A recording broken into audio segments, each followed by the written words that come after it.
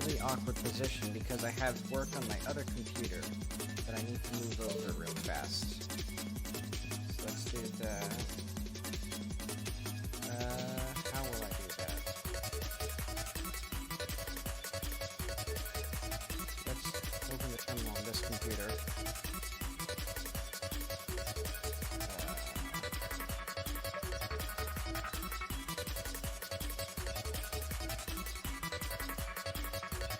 Oh, did I not do... Oh no, I did do stuff.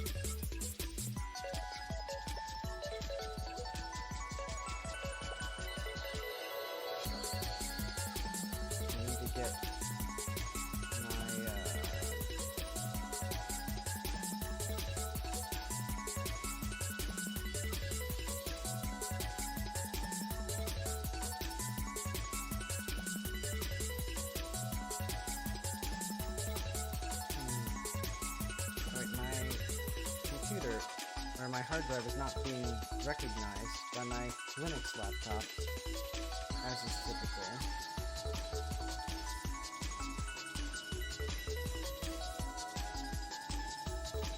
You know what? I'll just figure out the merge conflict later. We're not even going to be using. We're not even going to be in the same zip code, since now we are officially starting work on the second phase of this, what have you, whatever it is. But anyway, welcome back. Oh wait, I should have the chat window open.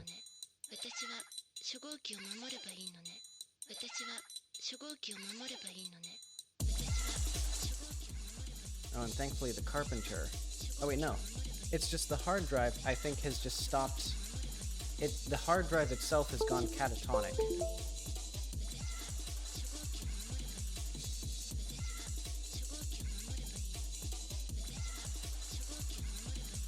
Well, I wasn't using that one anyway.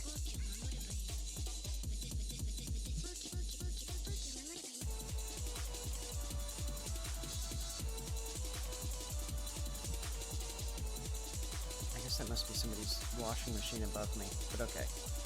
Once this activates, is the video game gonna happen?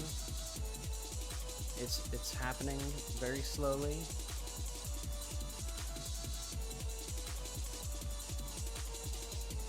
Okay, but let's start getting back into the normal groove of things. So if we go to do daily. So the overarching plan. So now that we've effectively done a good enough job at the first quest, which is this, well, second quest technically, an old feeling. Oh wait, that's not where I wanted. Oh wait, also, I did a valuable update in that I can now drag and drop and it actually previews it properly. And it also works properly. And I can like do things like drag in between objects instead of just above, like below them, or inside of them. But okay.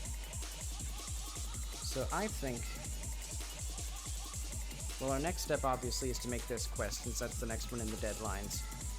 Well, let's do May 31st, just to not be silly.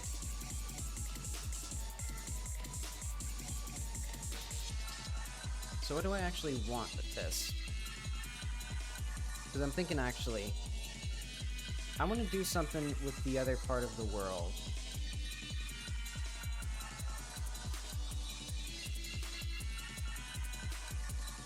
Because,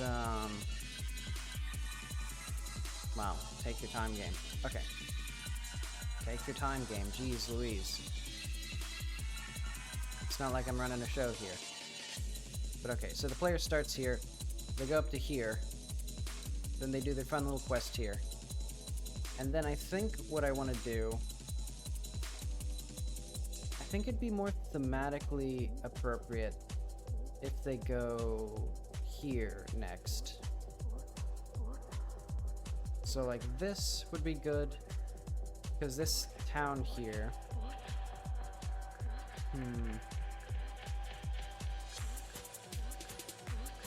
because this seems like the, well, this and the tower itself seem like the end.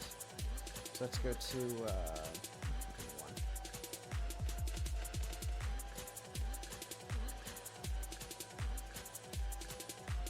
Like, the mountain is obviously a cool thing. But my mission,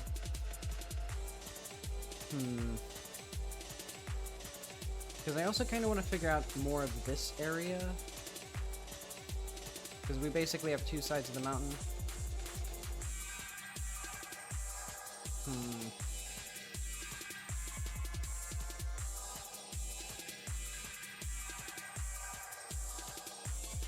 I'm divided as to where we're gonna be.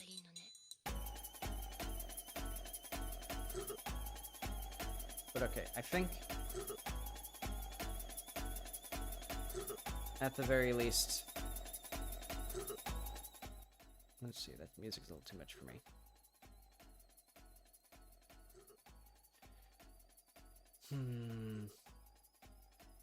Right, this, let's fix this while I think, because basically I have a choice of what exactly I want the player to go to, because there's basically, when you talk to Orstad, who's part of the quest, he directs the player up to here.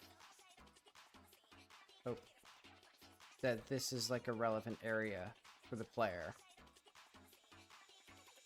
So I don't know if I want to do that right now.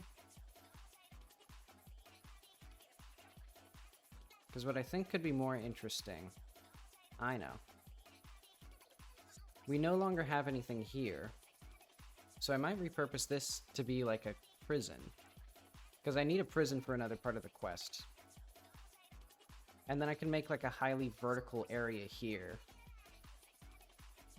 Yeah, okay, so I think my plan today is going to be to make something cool with this area here, to make it more vertical, rockier, then to build some stuff onto it, to make cool, like, prison citadel thing.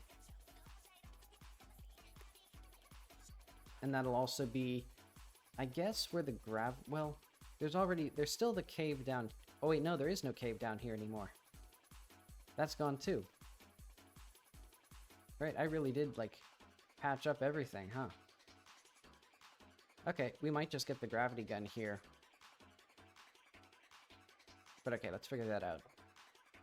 After we do this. Okay. Let's fix the last, like, won't ship movement bug. Test world.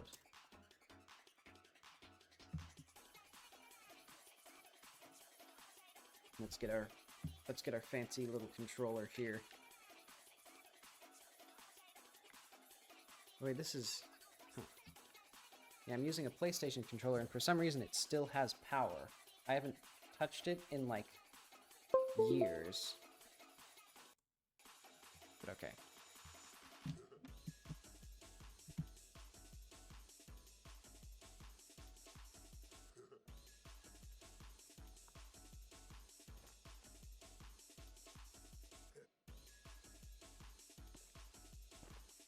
But okay, the bug was basically, I can't crawl in, yeah, I can't climb into a wall that's going this way. But I can when it's moving away from us. So that is a pretty interesting bug. And honestly, I didn't even need the controller at all for that. But okay, let's see what happens. Ground normal. So why...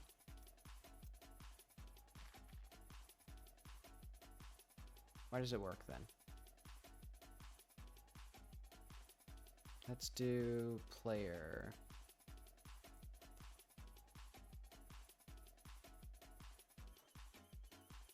And also, things aren't... Is there just silence in this music?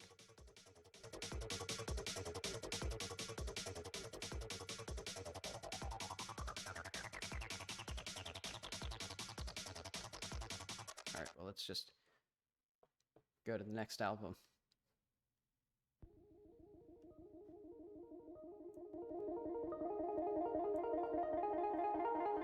Hang on. Oh, wait, no. It's my headphones. My headphones are the problem. I'm not getting any sound at all through my headphones.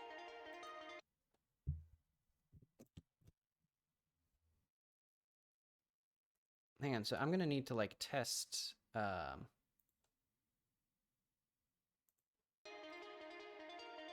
the fuck? Hang on.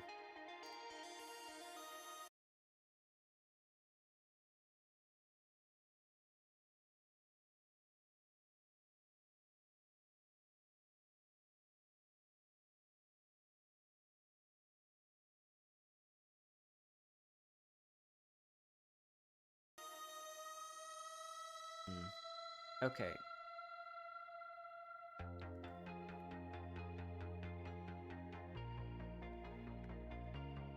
This is a concerning thing, because I can't hear any sound whatsoever. Oh, it's the fucking PlayStation controller.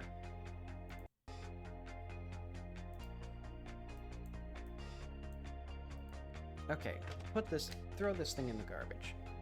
Why do I even have a PlayStation controller? I don't even own a PlayStation. Hang on, I'm gonna be back with the Xbox controller that's on the table. I finally found it.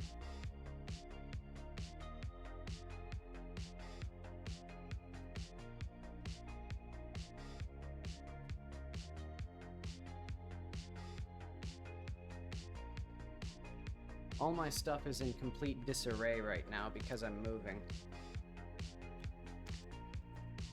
And I don't even need the PlayStation, or I don't even need a controller like I mentioned. Or whatever. Let's do things in the order that I've set them. But honestly, I do think this is going to be much bigger. Let's go to state.climb.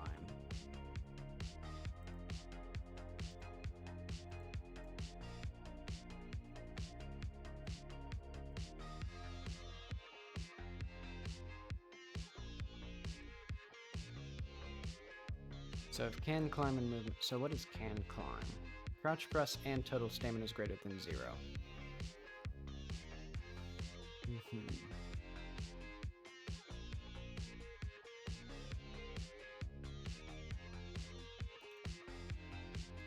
So I think we want this.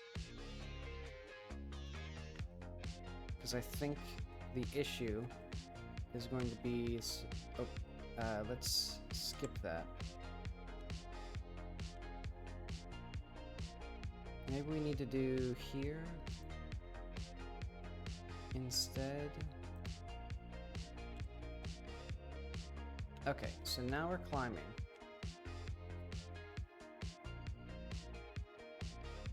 So our best climb dot, 0.9. Okay, that makes sense.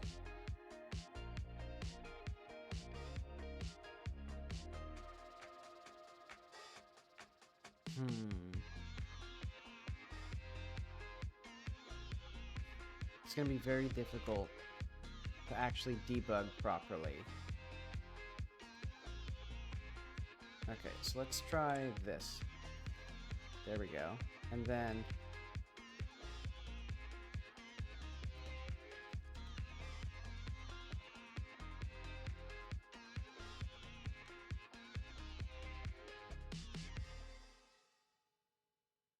Okay, how many collisions do we have? We only have one. Let's skip that for now.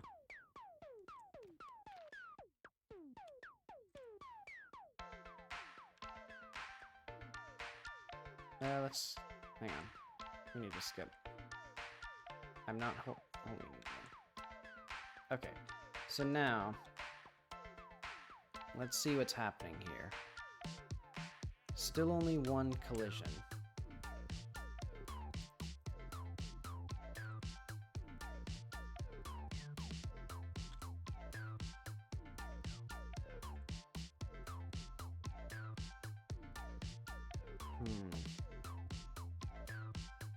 So why... I think it's exactly what I was talking about at some point way long ago, where basically this doesn't count as a collision because it's recovering from... It's detected at an earlier phase of the collision detection, where it's not a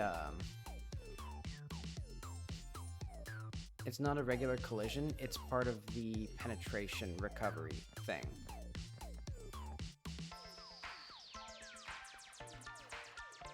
Yeah, and actually, I'll also double check to make sure it's not just something simple like sync to physics. Because it could be if we put all of these on sync to physics. How does that fix this? Or how does that operate, I should say. Oh wait, I just realized sync to physics does not like this.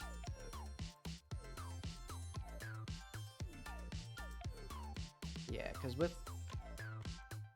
Let's see, how do we make sure this works? Right, we need... Let's just remove this part. And we're gonna have no rotation degrees here.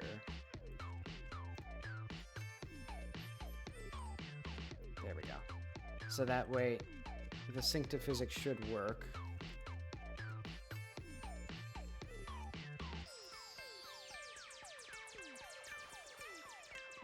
Because yeah, without sync to physics checked, it is 1 frame behind the player, so that could be relevant.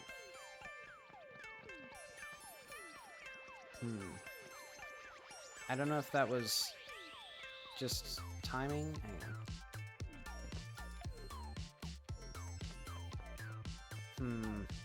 Maybe let's make everything sync to physics.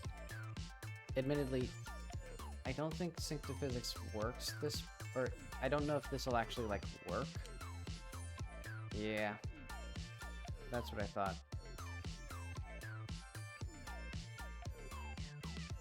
Sync to physics is like really jank.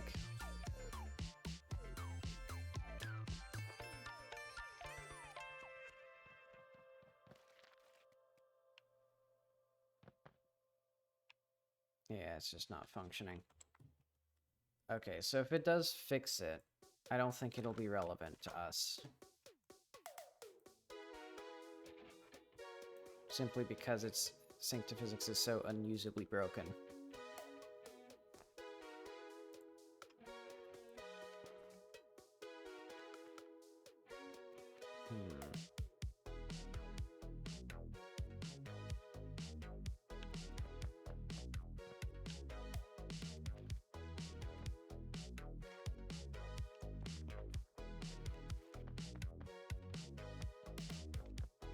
So how else could I fix this? I could do a ray cast from the player's center outward.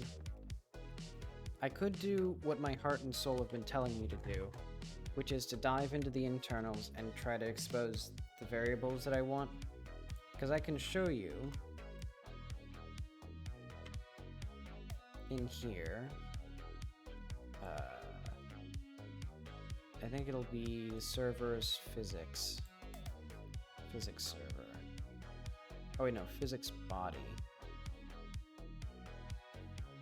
Well, maybe it's... I'll have to figure out where that is. Hang on. Scene 3D physics body.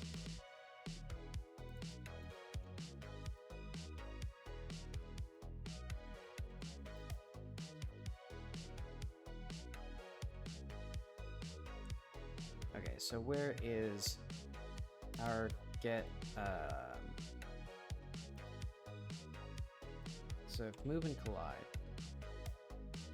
I wish it would choose the correct file instead of the one that I don't want. Let's see. And yeah, basically the bug is when, or I'm pretty sure the bug is when the object is moving toward us, it doesn't count as this wall doesn't count as colliding with the player because it moves into us rather than us moving into it. And that comes from, let's see, body test motion, I think.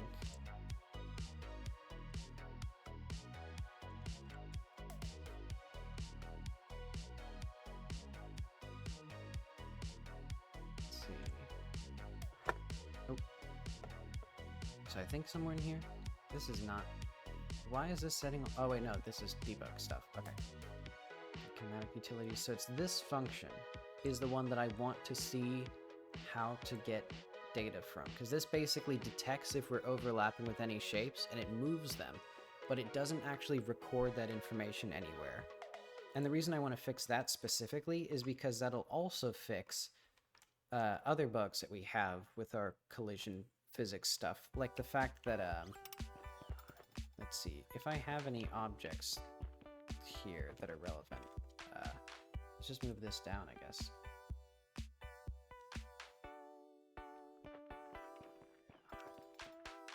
Move it down a little more. You know, I don't need the... I keep grabbing the controller. I don't need the controller.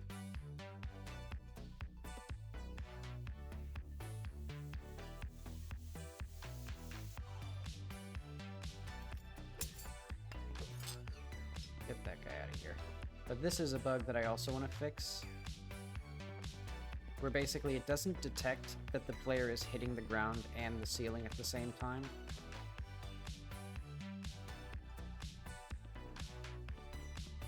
So then it goes into like weird states if you do it too long, like this.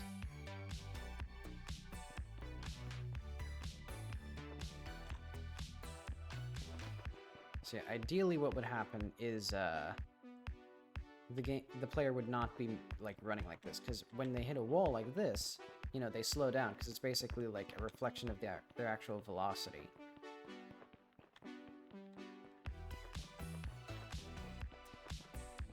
So yeah, so that I think I can fix. Oh, and also more seriously, V-shaped geometry is also broken for the same. Oh, what? Oh, this. So I think this should still be unnavigable.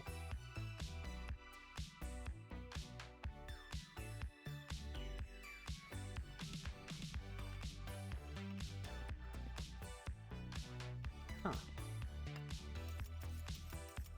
Oh, it's because this one is standable.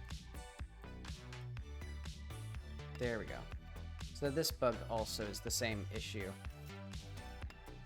Where basically, I have to like interpolate over multiple frames every collision. Oh. How does that keep happening? What was our previous state here?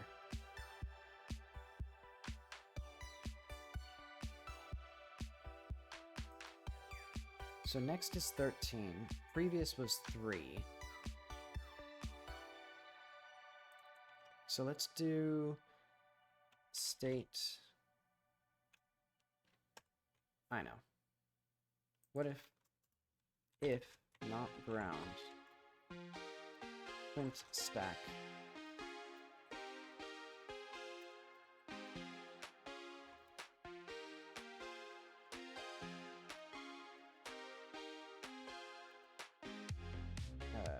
State.keys. Breathe state. This isn't even the same bug.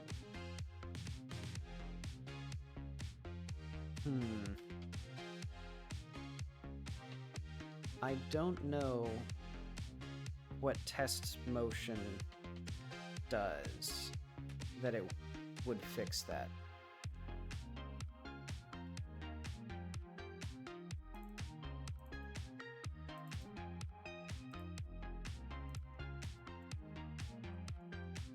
Let's do that.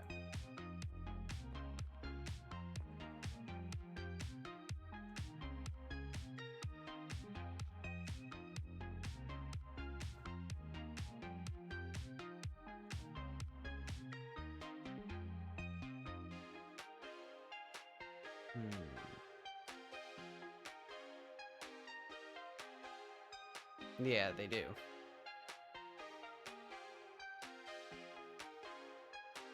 Because this doesn't move directly as a result of the physics. Though it does use the same collision logic. .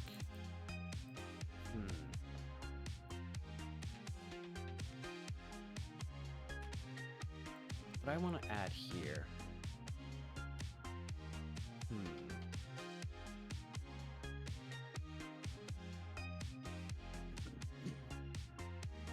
Oh, we already have a normal here.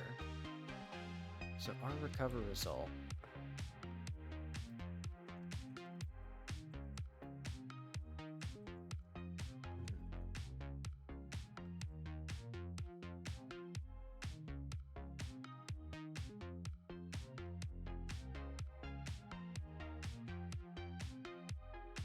Alright, so let's go up to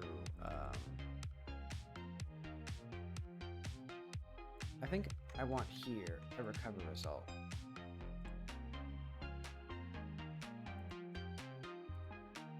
Oh wait, wrong place again.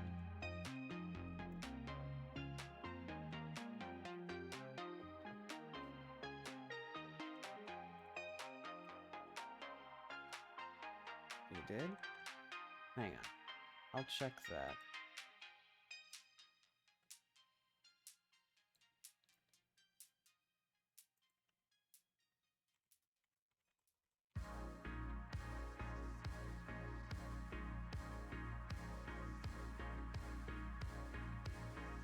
And I'm going to check my emails here.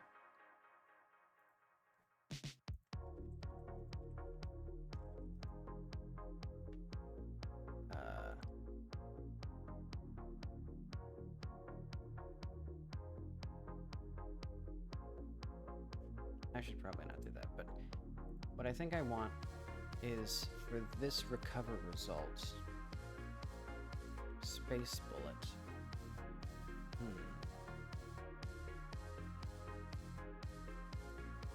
Do we need...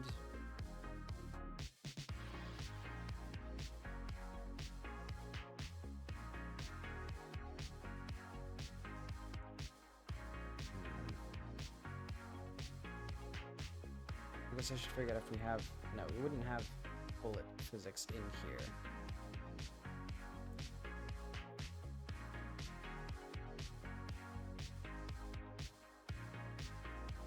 No, I'll check that. I don't even... Because I have my other email address here. Which one would it be? This one, maybe.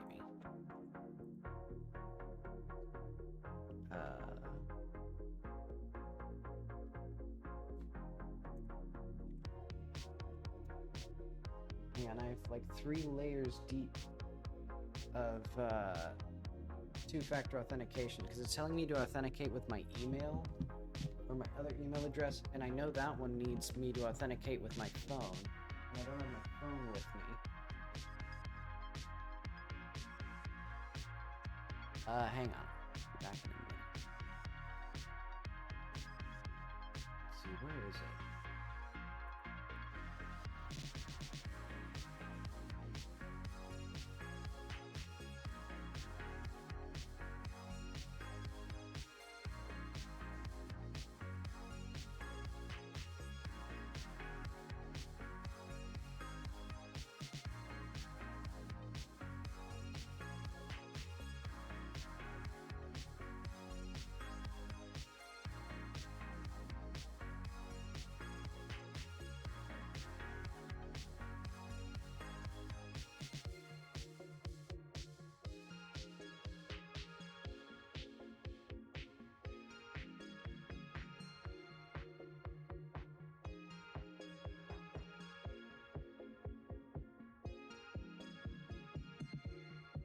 Okay, so I need to switch to my other account.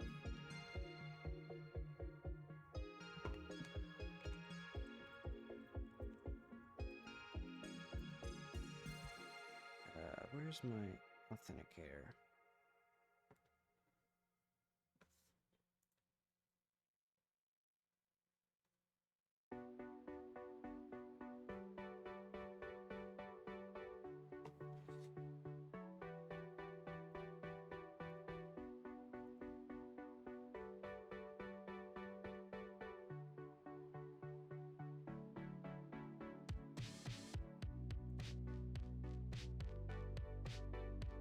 And the computer is certainly taking its sweet time to run.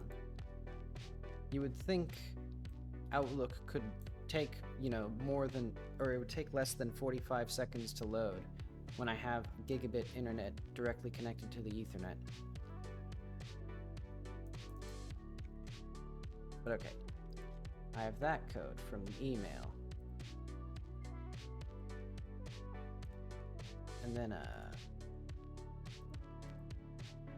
is this...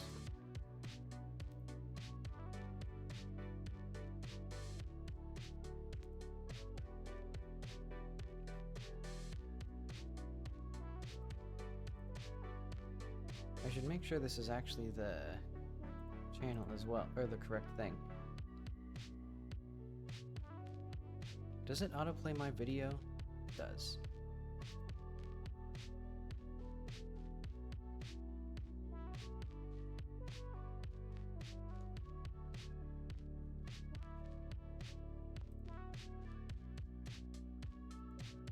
Okay, so this is the first email I have ever received on this inbox. Okay.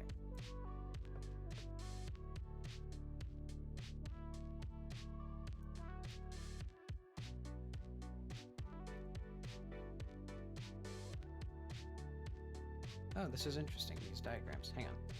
Let's get this up in... Well, let's download these, actually, so that way all my stuff isn't here.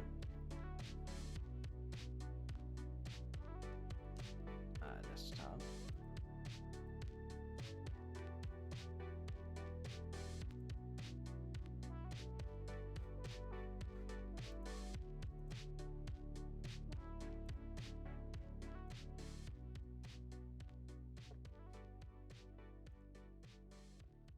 Okay, now we can remove that. Now we can get these.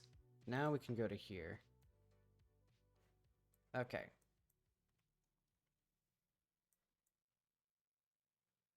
So we have angles, we have this.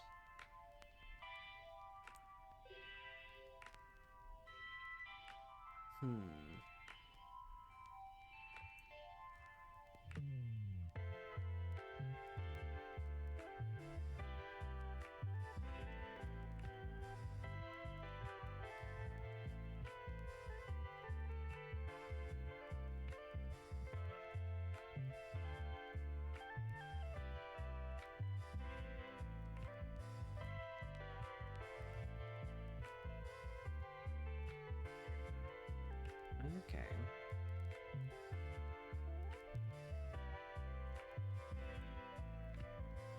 So I guess a useful thing would be casting down a shape rather than doing what I do, which is just the area.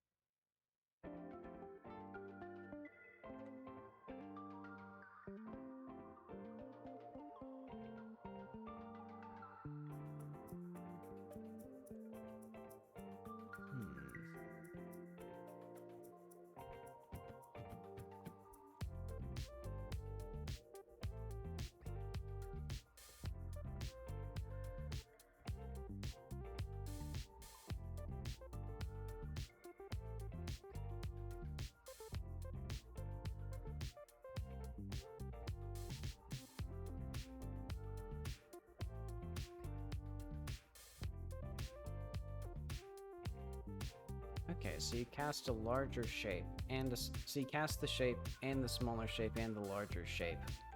Interesting.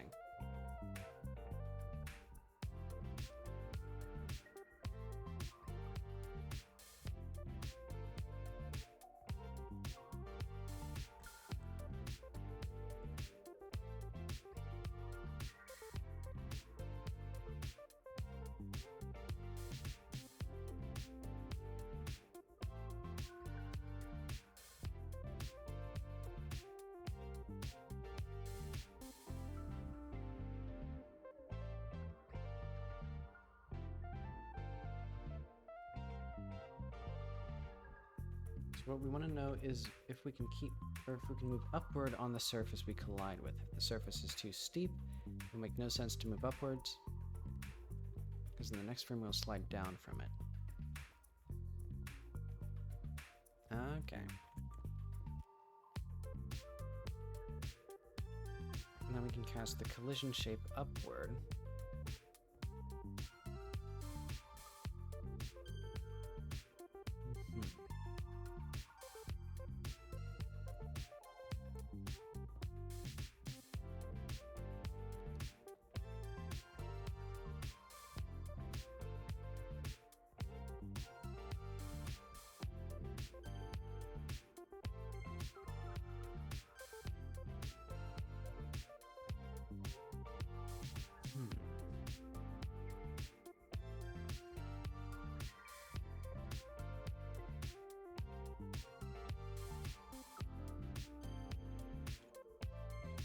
Interesting.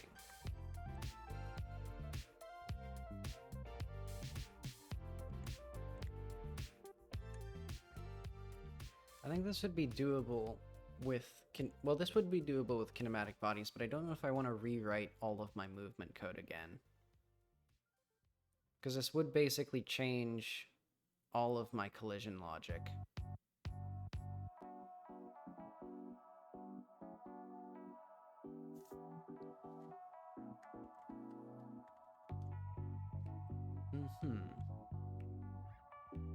Yeah, because this does seem like also an interesting tactic for, like, stairs.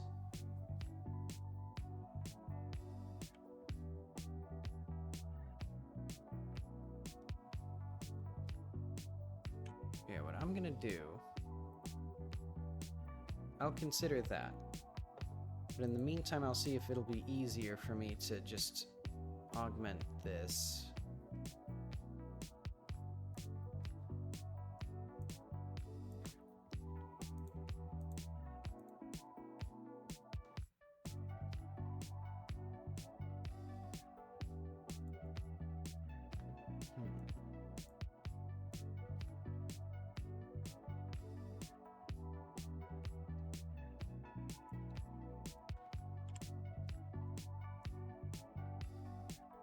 Oh wait, let's see.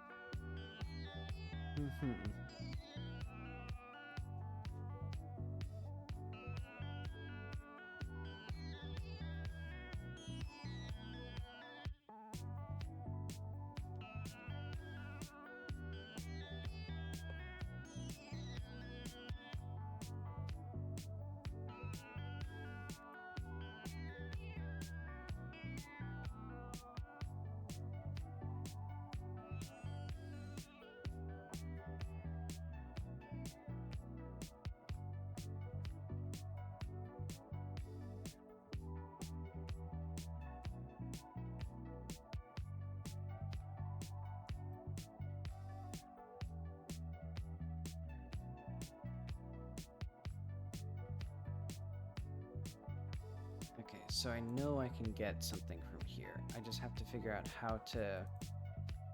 where to put this. No, wait, no. Where to put the recovery results.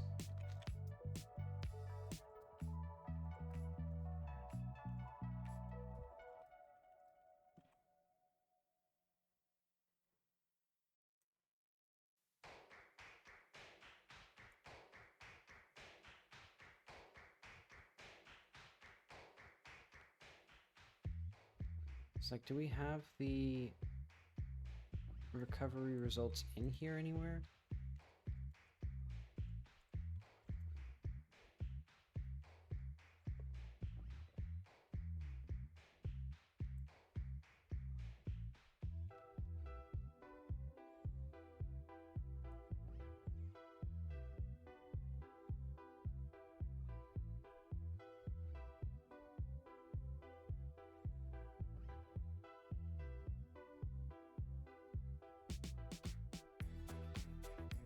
Oh, I see. We don't even track the result from this.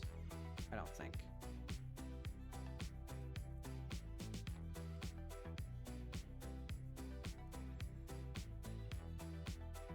Yeah, okay.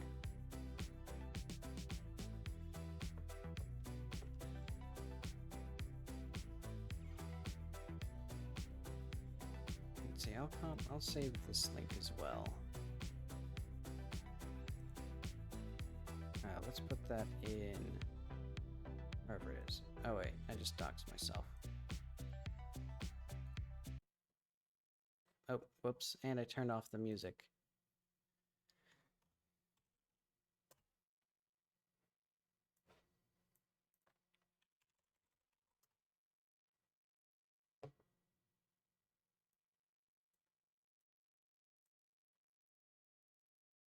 Okay, take your time, computer.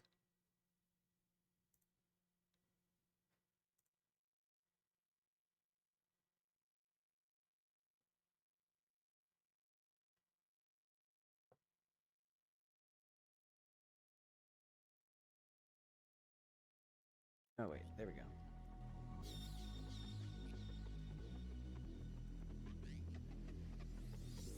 Let's skip around a bit.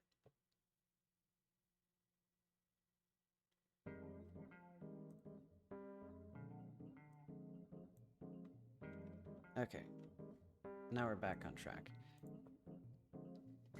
You know, I'm gonna say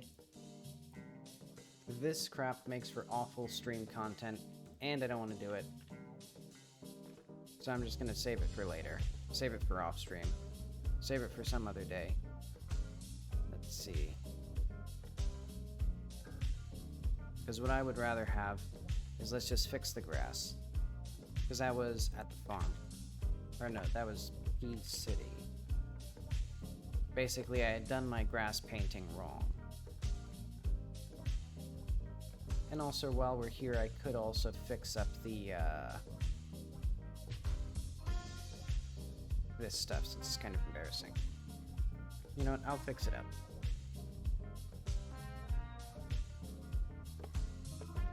Because there's just some minor visual glitches. Or some gaps and stuff. Chunks P City.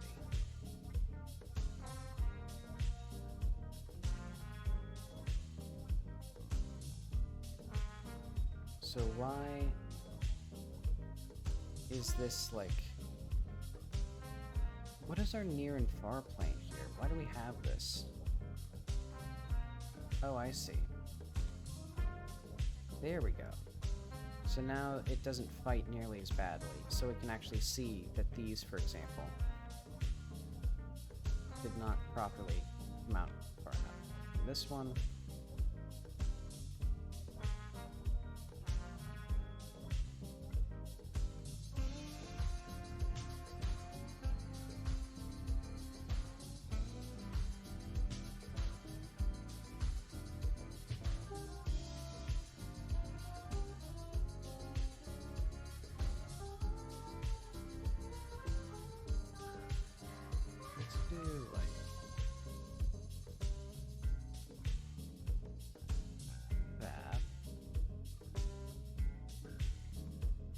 Oh wow, this is like completely off. How did I... What am I even doing?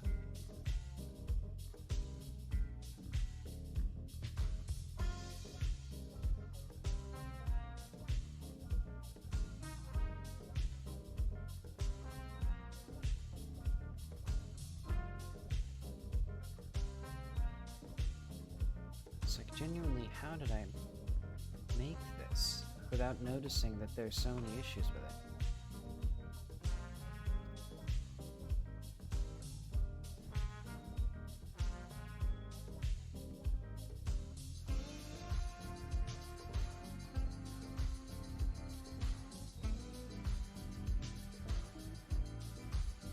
Look at all this crazy stuff.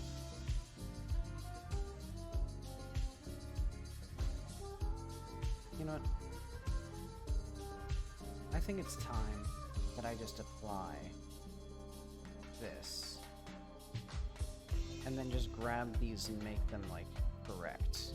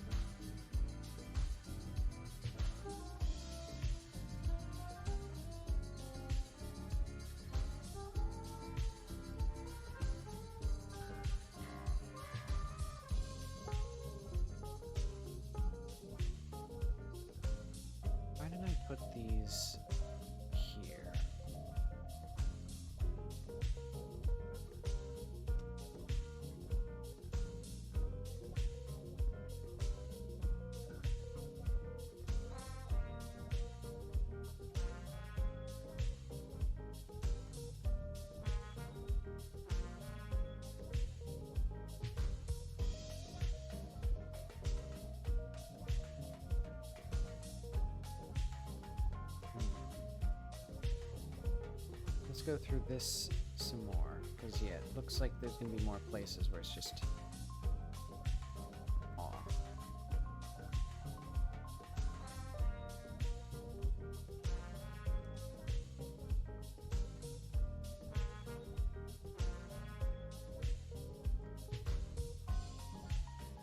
Admittedly, this sort of fixing, well, I guess it can count as bug fixing. So I guess if I'm sticking to my schedule, I'll accept this as a necessary thing.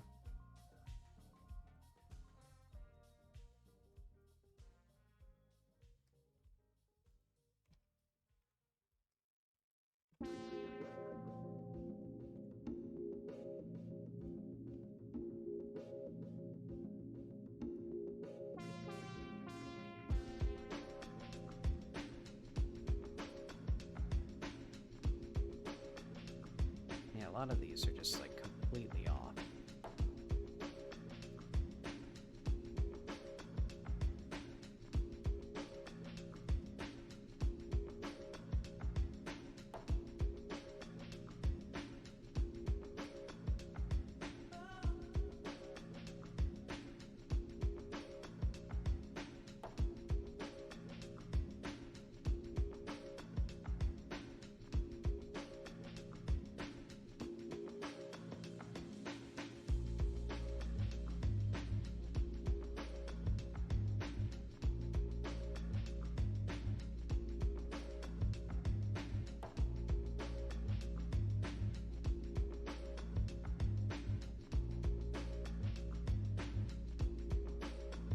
These all look good, so let's check these ones now.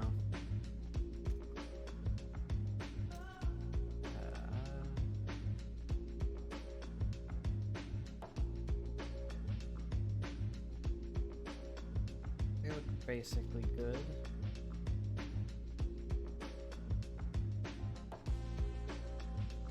Okay, so I think the last thing to make sure of is that they don't, like, peek up over the edge anymore. Because there was some other place where they did that.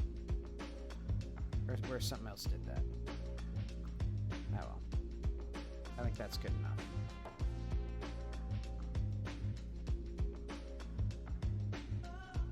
Then we're just going to do this again.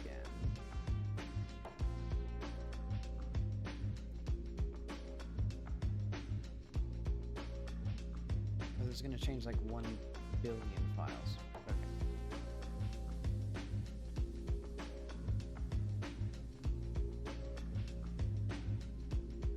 So now they should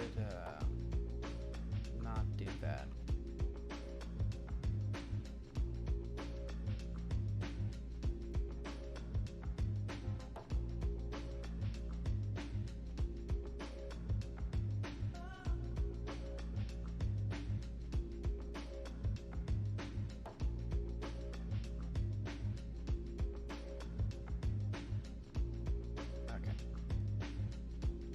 Maybe good enough. And we also need to get the grass.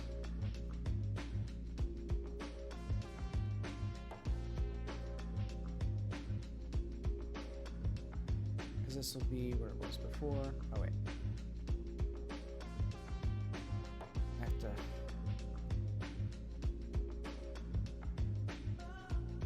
to click on and off repeatedly until it finally decides that it's fit to do that. And then what we can do is we can do terrain, I think. Does that work? No. Of course it doesn't work. Why does it not work?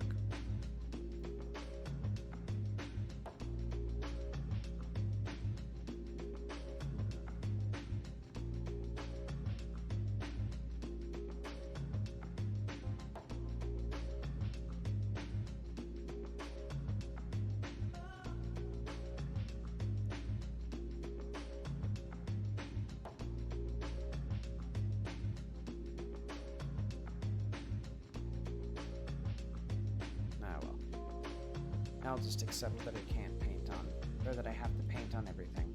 Okay, so let's do this again.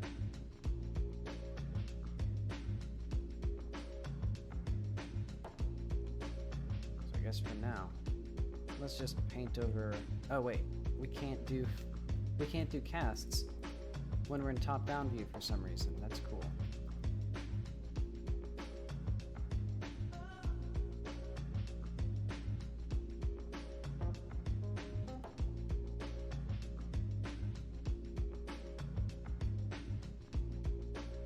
But okay, and then I'll have to figure out how to actually delete all of the ones that are on the walls and things.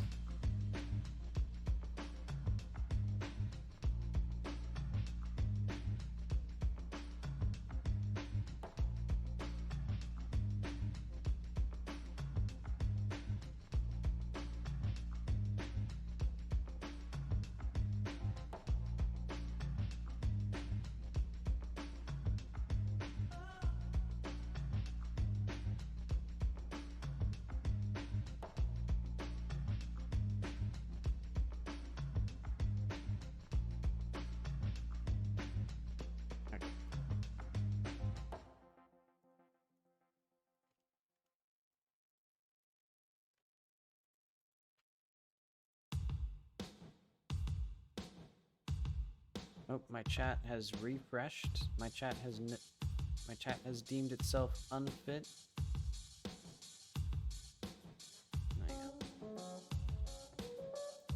Or it has deemed me unfit of viewing my chat.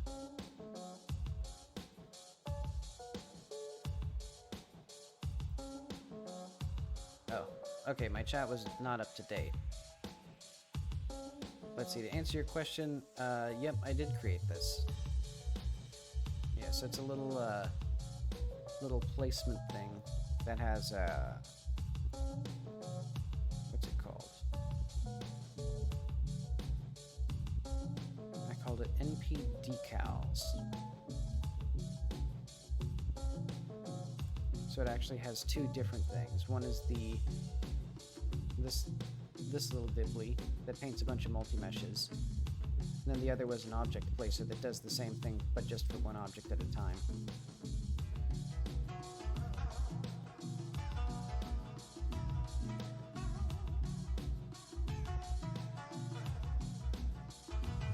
So let's clear out some of these.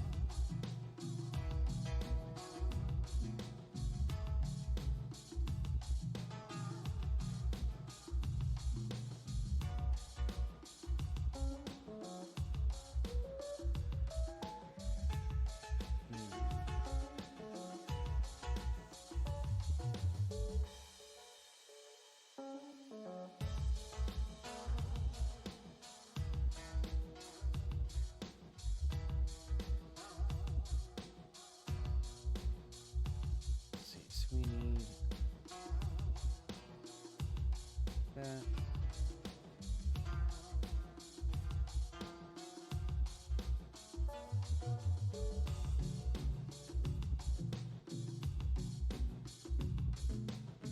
Let's see, so where is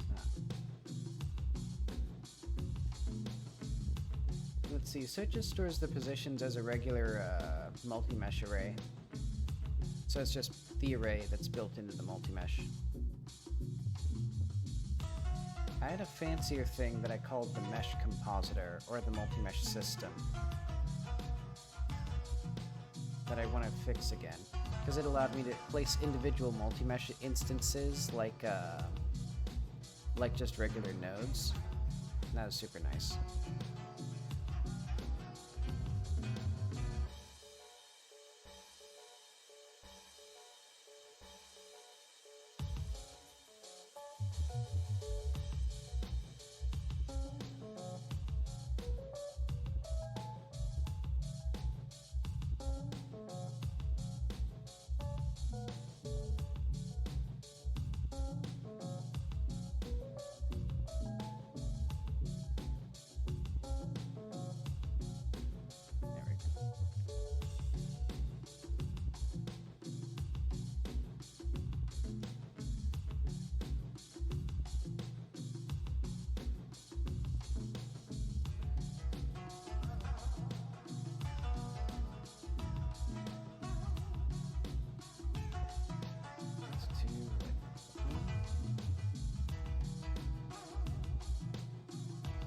is this one, like this.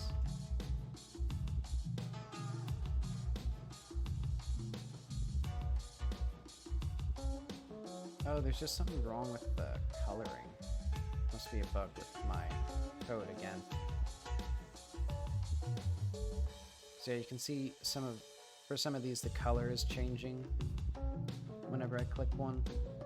So I'll have to figure out why that's happening, but in the meantime, I'll just ignore it.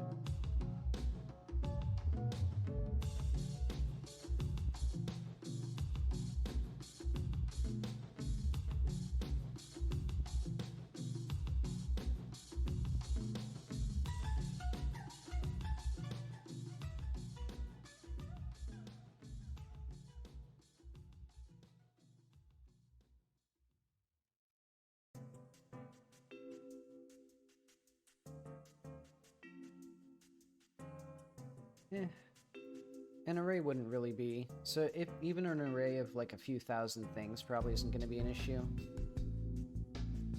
Because, I mean, a texture is just an array of pixels. So it wouldn't be any faster, really. Unless you just did... Well, unless you use the compression of, like, the 8 bits per coordinate. But I bet you could do something with transforms here.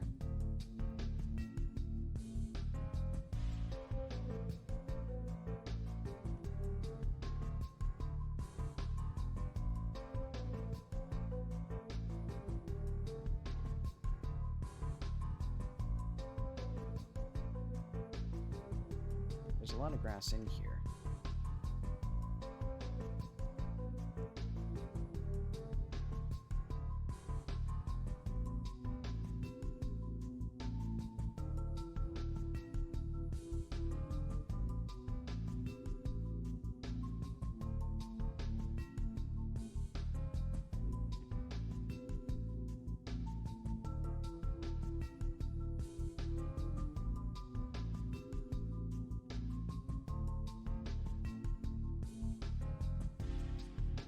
Right, I can't place through back faces because it checks the collision, I think, with the actual collider.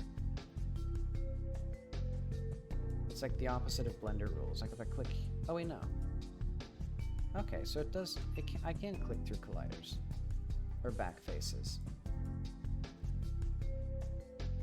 And why are these here?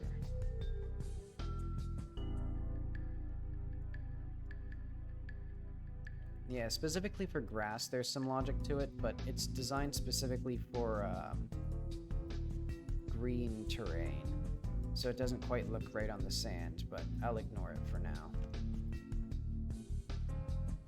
Because basically it samples the normal coordinates.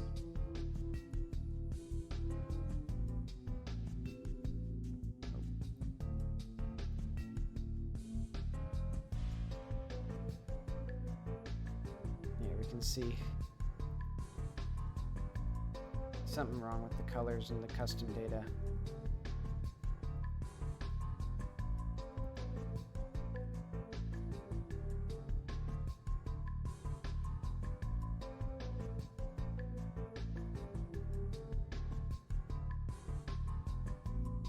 And I'll just leave those there.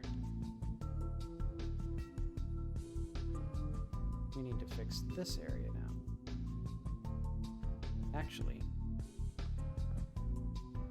what I can do is, when we remove an instance, I know.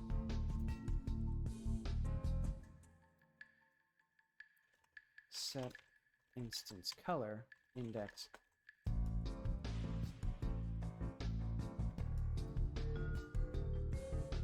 Or let's do like if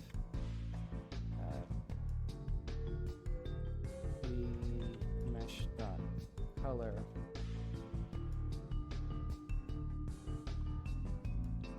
not equal to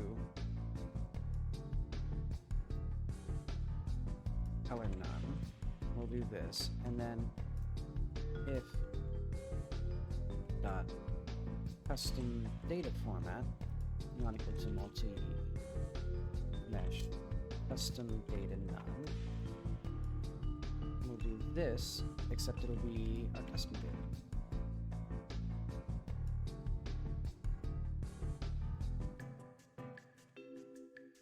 There we go. So we basically swap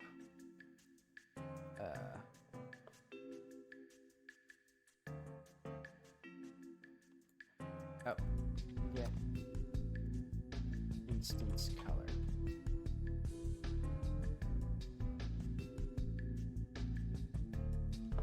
So now it shouldn't change. Now the color shouldn't get messed up when I do this.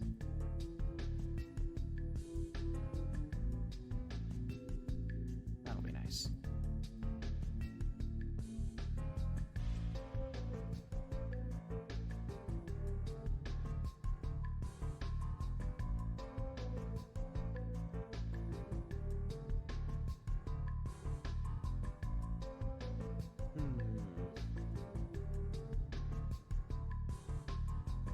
Interesting.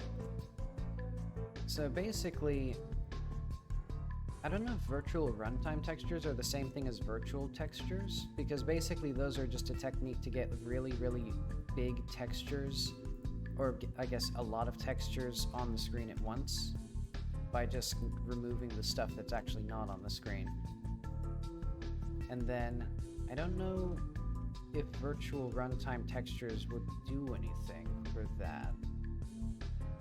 Because you can just sample the, or what I do is basically just run the same logic that the shader uses to determine the color, except instead of doing it for every pixel, I just do it for like where I sample it. Because it's basically this logic here. Basically just gets some fake colors. Oh, I do have the correct colors here. Do I? Color black, color green, color X. So, because basically this is the color of the terrain when there's no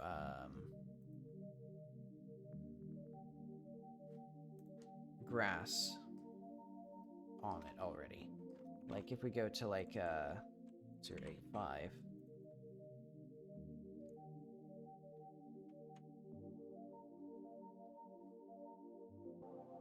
I just have my script basically run the same logic that the shader does of like, is the vertex painted green? If it is, make it, you know, use the green texture, or in the script's case, use that hard-coded green value for the base of the grass. And then this is for like the side of the terrain, so that way grass that's sticking out from the wall will look, or will blend in still. But I don't know, you know, I'm looking at this grass though. This grass looks a lot better than my grass. Why is that, actually?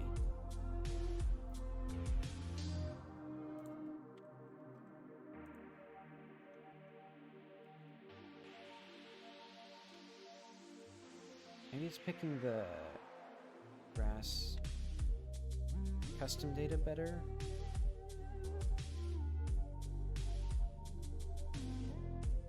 Am I setting the custom data right?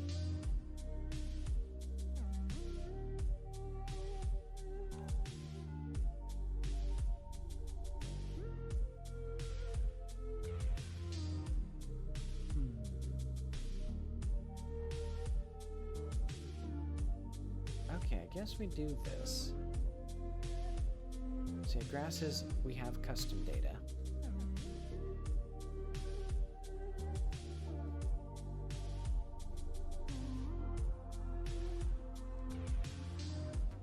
You know, I guess virtual textures could be used in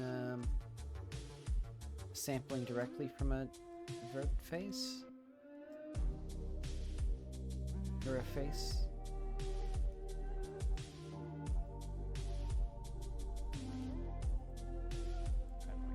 There we go. Okay, so let's go back over this because I was deleting stuff and it was corrupting the data back here. So I'll just look for like red grass. Yeah.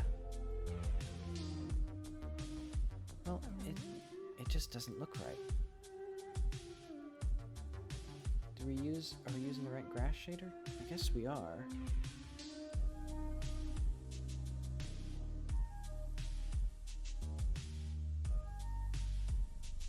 Nah, I don't care that much. I'll figure it out eventually.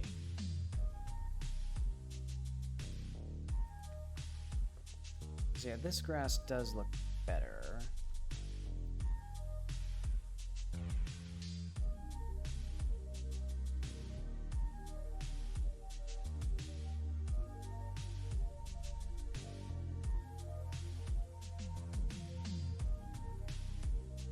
Don't I have my... There we go. R add grass.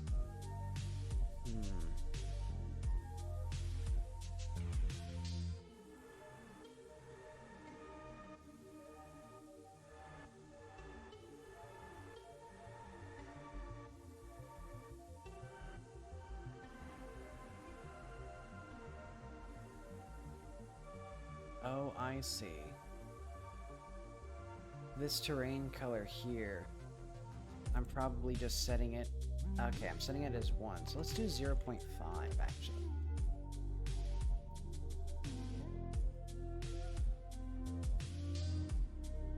Because that would be like this. There we go.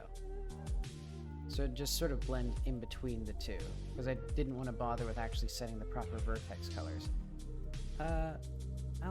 I won't do all of it. I'll just go through and look for red grass still. And I'll just let the rest of it be.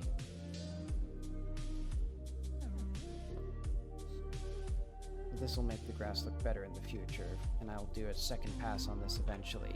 Let's put that in here as like an old feeling. Repaint grass with better colors. Can ship visual. Okay, at long last. Oh, not the right place.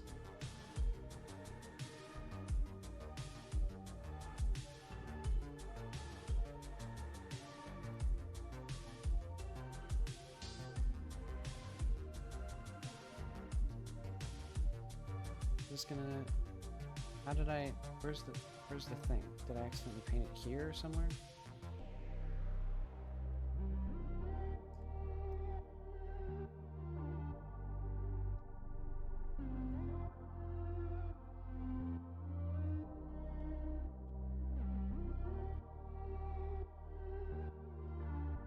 Can I move this at all?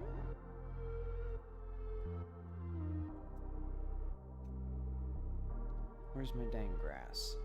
Why is it coming out here? I guess it must be... Oh, okay. It was because the visible instance count was going down.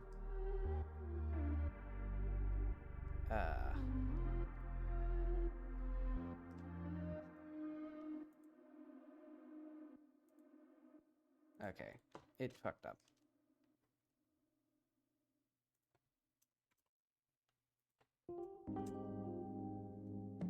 I'm spending a lot of time on this grass now.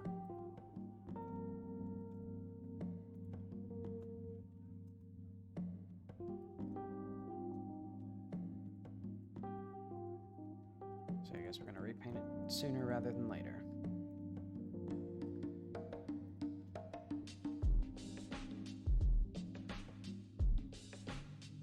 Is this enough? Let's do like 2, and then like 4.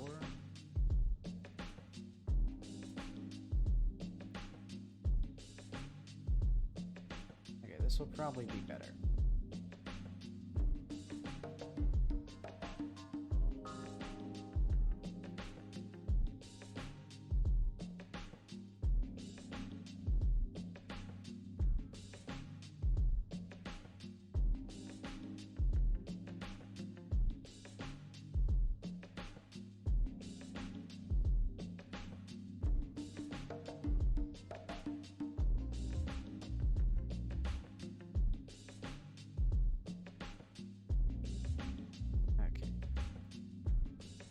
Now, hopefully,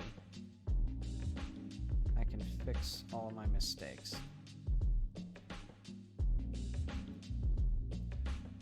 And honestly, I probably should have just made the grass like maximum gray, or no, maximum dirt colored. Or like had it be configurable or something. Oh well.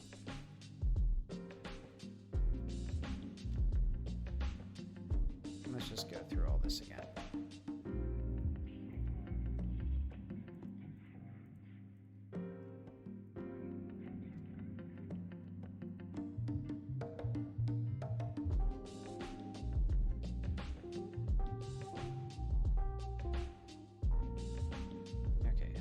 Go through, delete red grass, delete grass that peeks out past the wall.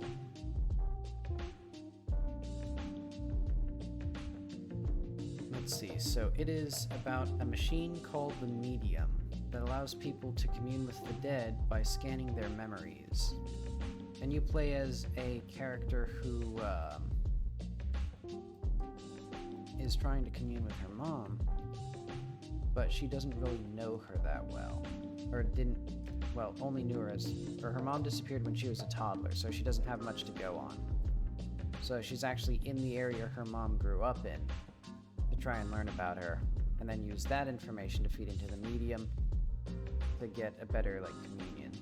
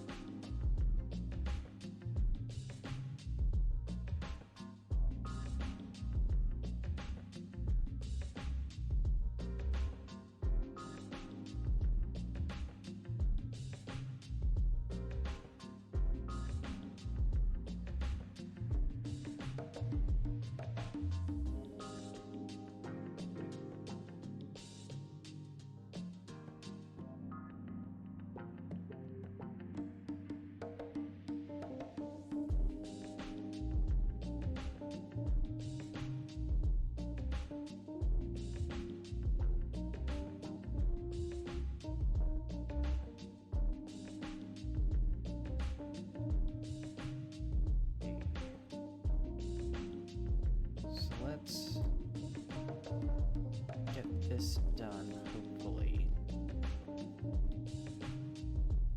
I'll say this is probably good enough. In fact, let's even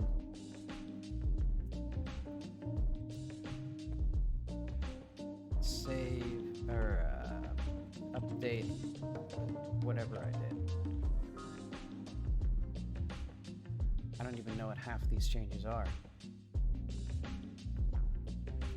But okay, I want to go to the maze now. Okay, and this will be easy peasy. Oh wait.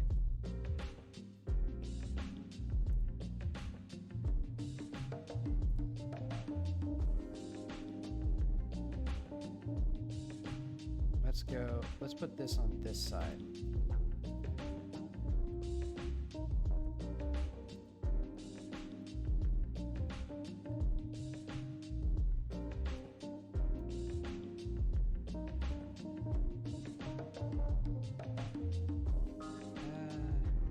I'll just do like one side will have half, the other side will have the other half. And then let's delete all these. So this is this one. Let's delete this one. And we'll rename this one to 2.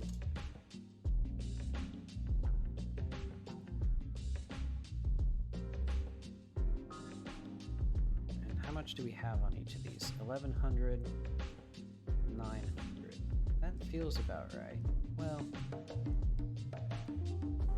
yeah.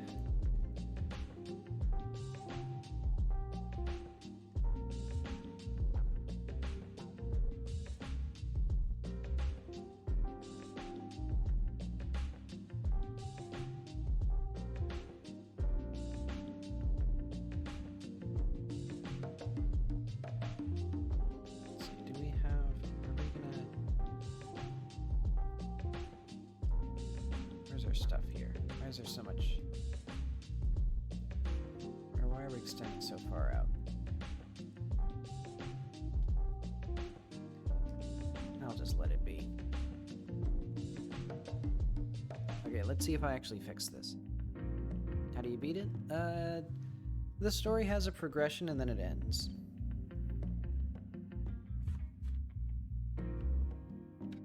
So I won't go much into detail about it. But yeah, there already is a definitive ending of the story. And then you just have, oh wait, let's do... terrain, city.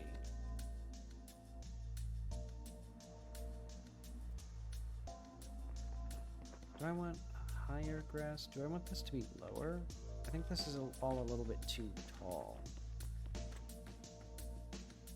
Let's just move it down by like 0.01.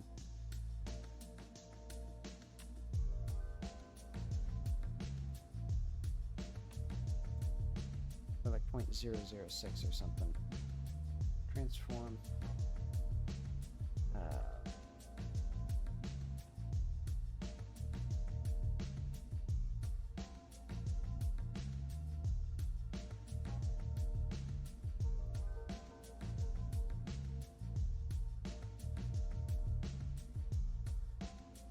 So now, they perfectly interact with the world. They're beautiful, and they actually have the normals facing the correct direction instead of like a nonsense direction. You can probably do with a little bit more of them here.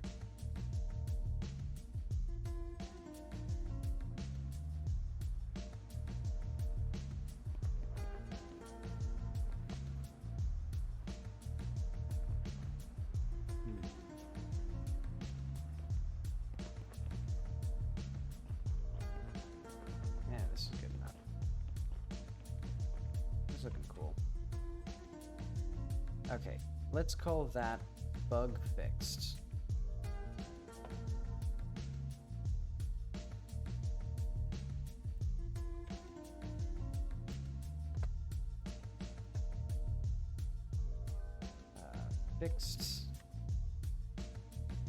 Fixed my bad grass. Let's see, so I don't need to do anything with this. Let's see. Write a conversation. So yeah, I guess... What did I even say I was gonna do? Oh yeah, I was gonna build something out here. So yeah, I guess let's just put a person. And we'll just have, so let's make chunk 54, I guess. Yeah. And we won't even have anything in here yet. Except for one NPC.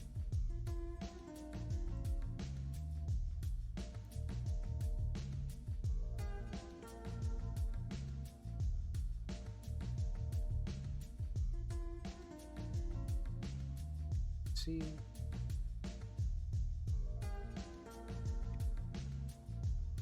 Areas, chunks.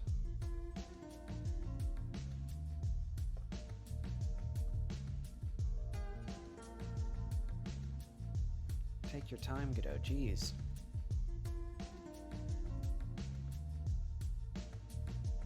I wish software was fast. Oh, the preview's completely frozen. Yeah, OBS froze up there. Okay, 054. So now, there we go.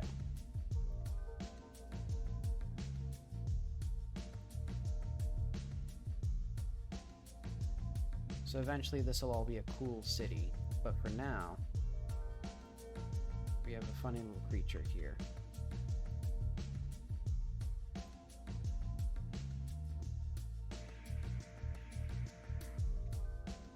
So let's do like...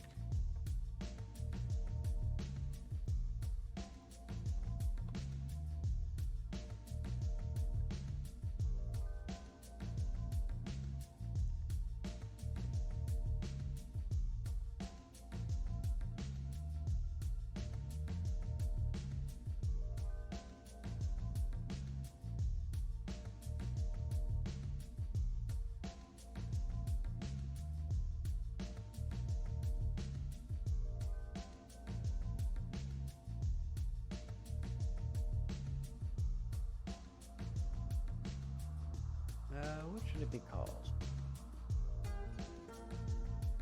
You know, I'm gonna call it the copper coin still.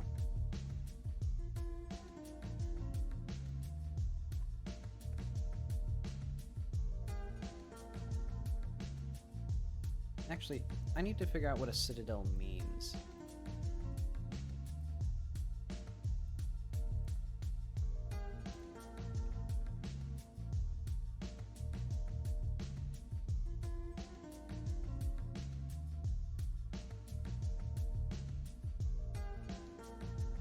Okay, thank you, Godot, for the Citadel, the movie.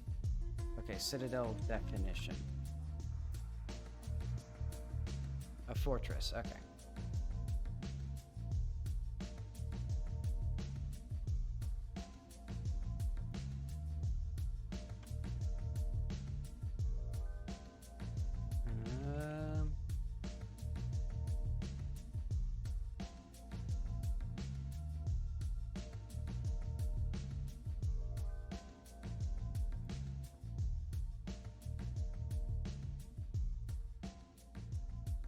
I'll just call it a prison fortress. Alright, so let's save this to project dialog.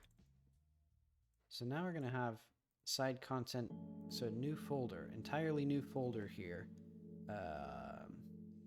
Joy of Virtue. And I guess this will be like random NPC, because I don't think, well, that's our very exciting dialogue for now, because what I actually want to do is figure out how this thing is going to even like be put together.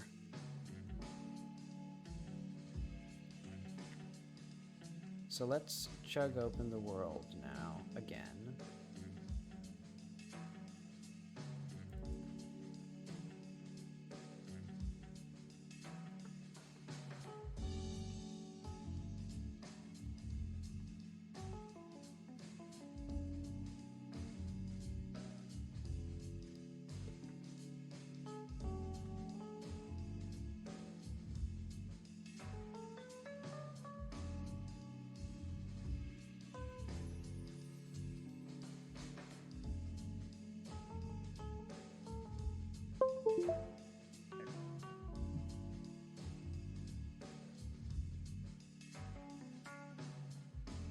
So I'm thinking this will be an area that I want to split into multiple chunks.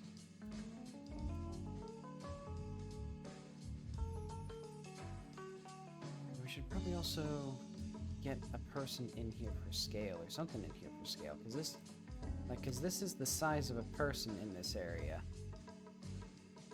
I know what to do. Let's get CSGs. This will be like our test fortress, and we'll test it with just this area for now.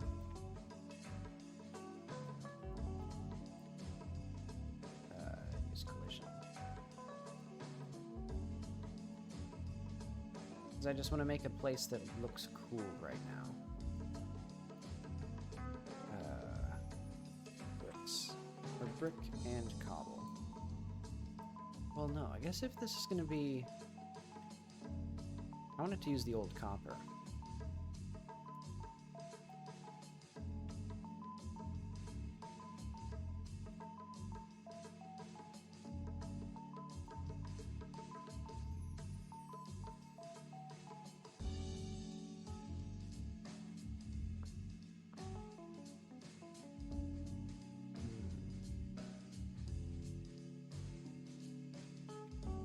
Let's look up like cliffside fortresses or something.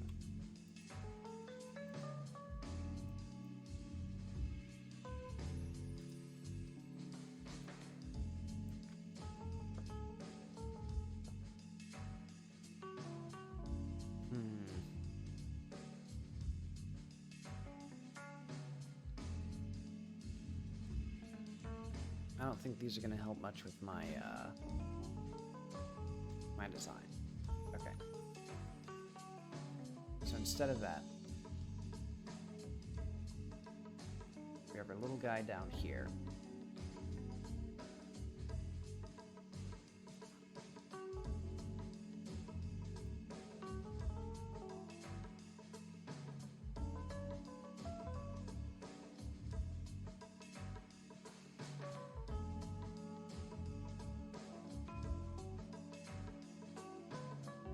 Oh, right.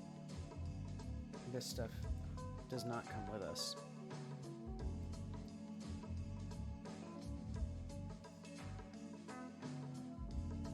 Okay, so let's do, like... Why is this already moved?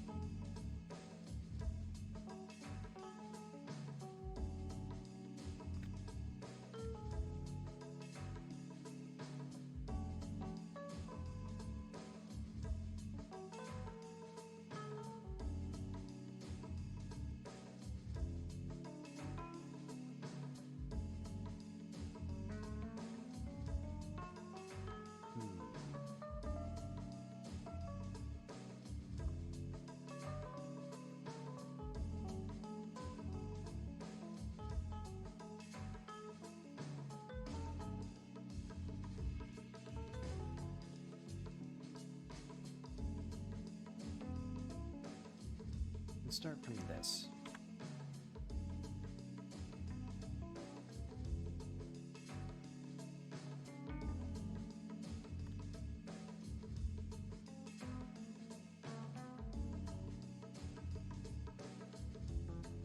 So I'm trying to think. I want it to just exist along this cliffside, basically. And like they would do something much more like, I don't know, civilian up here.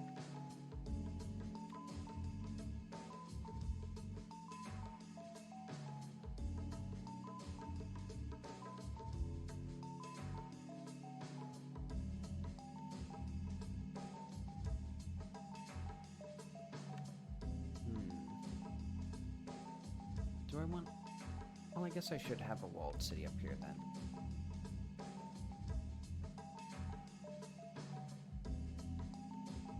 And we'd have this to, like, contour.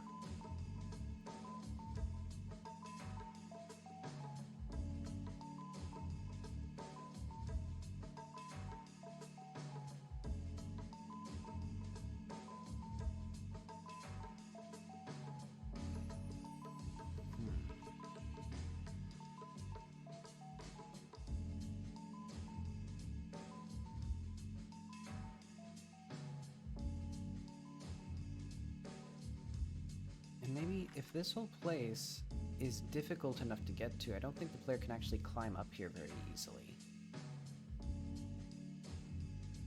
So then I can use that to my advantage.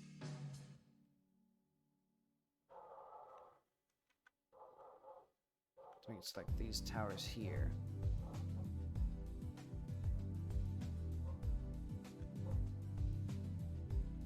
Let's see.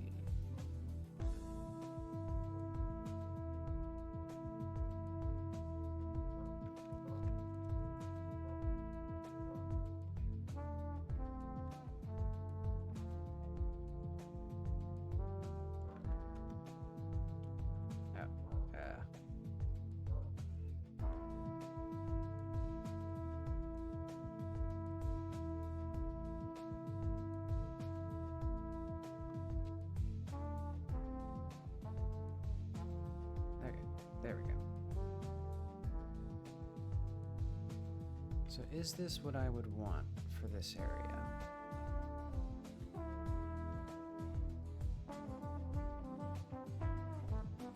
I think copper coin will switch to copper crown.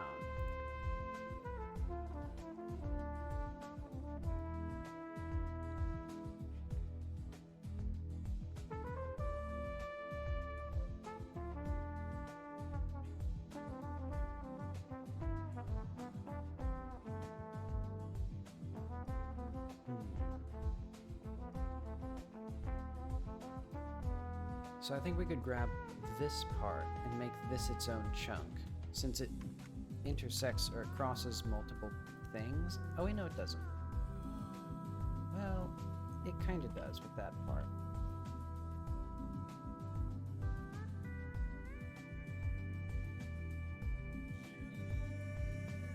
And also I'm realizing this is still probably too,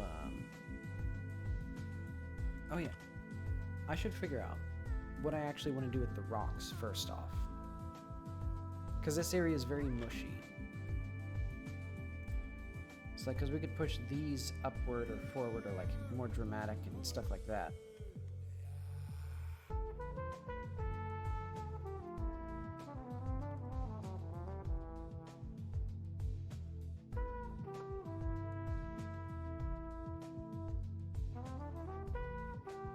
Because right now what we have basically is just like this.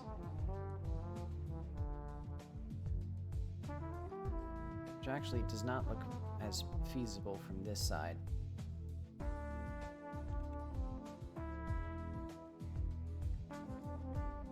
I'm thinking we could have like, these could be like much more strong cliff facers. They look more dramatic.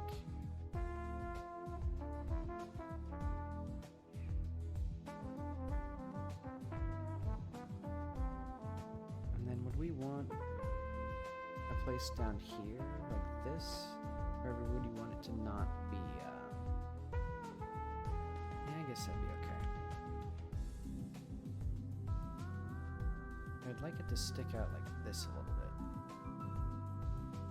Maybe.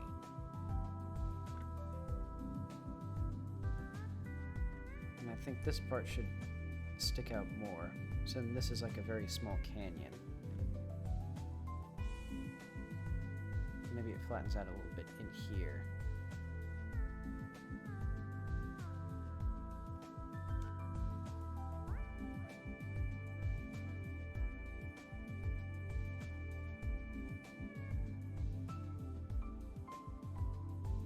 So then we can have this have something, and then some more flattened content, or just a flatter face on this side, flatter face on this side.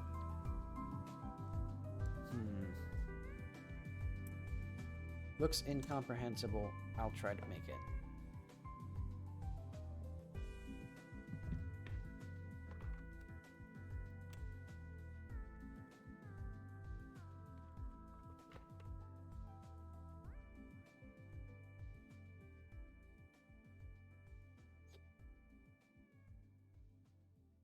Because we want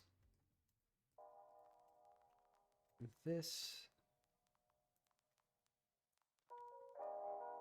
Oh wait, okay. None of the modifiers are visible anyway. Okay, so I think we have to start with all this.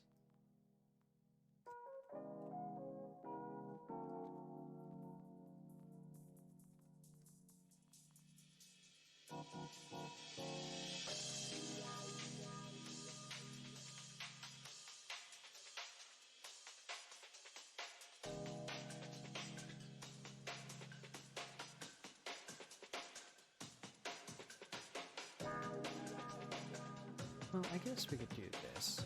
Let me push this up more.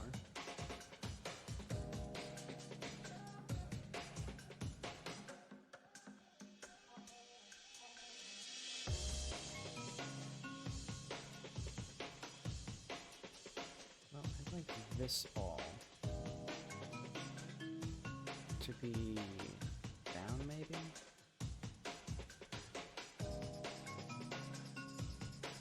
I'd like this to be up. So this is going to be the actual, like, crown of the copper crown. And let's push, like, this outward like this.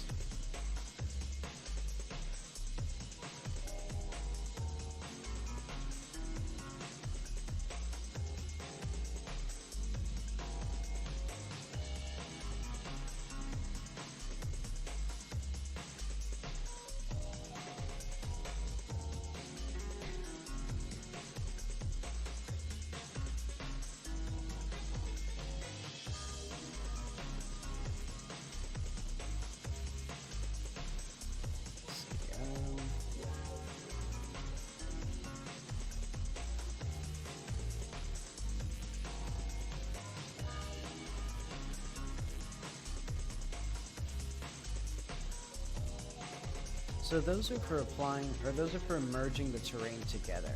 So when they're all applied, let's see if, I don't know if it's easy to see the seams in the normals. But if I have all of them on,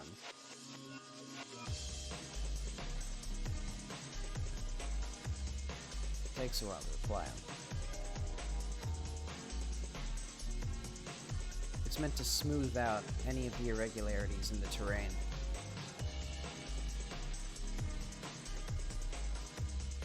Yeah, it's much more obvious in the actual game, since I have colors that are based on the normals. But it's also, like, glacially slow. Oh yeah, you can see the scene here. This is patched by this shrink wrap data transfer stuff.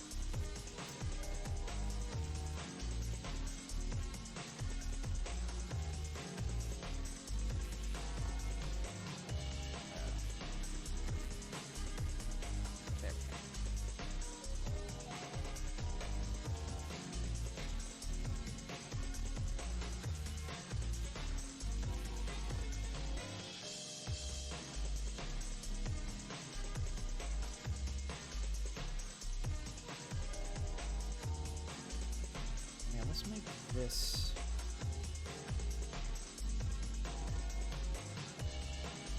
this here.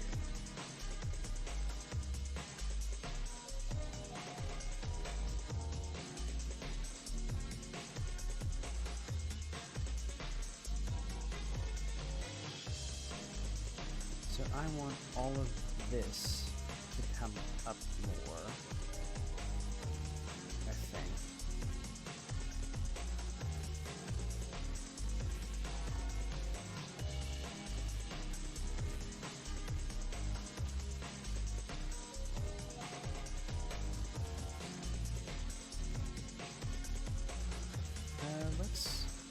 Let's bring this down a little bit, actually. Well, what do I want to do with this? Maybe I'll just keep it like this for now. Just really messed up looking. And what I'll do instead is try to fix up this little area here.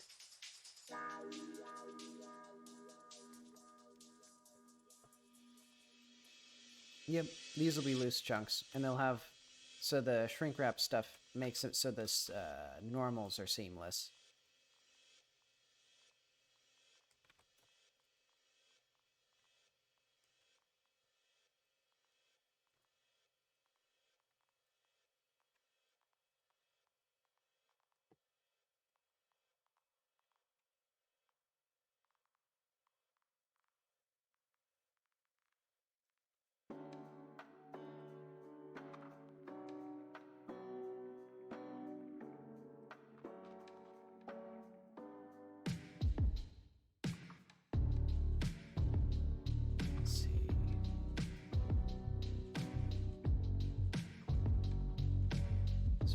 This to be completely straight.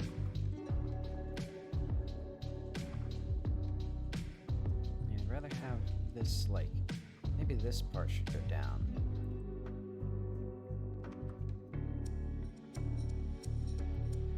And it'll go like that.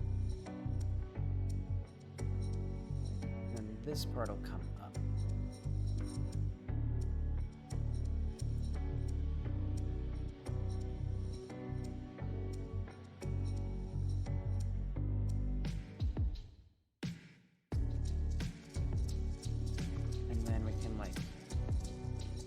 Down this terrain a little bit.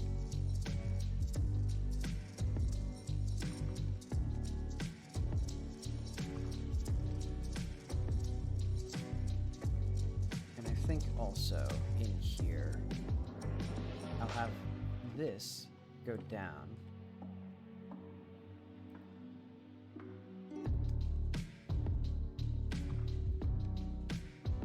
And then we'll have this come up.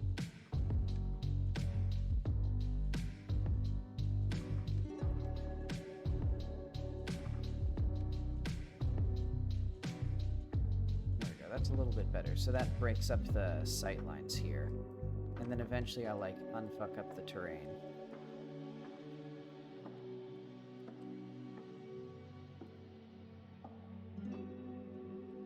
Let's do, like...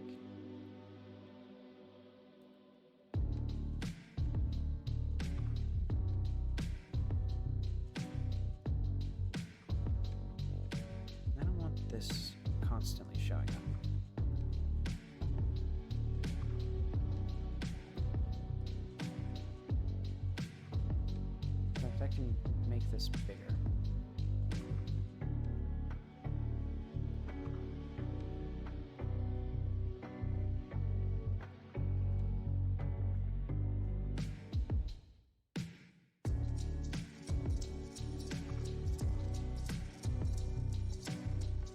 Has this anything? I don't know. One issue is that this is absolutely, like, this part in here, I think this should all be one chunk. But I should do that after I modify the terrain to be what I want it to be.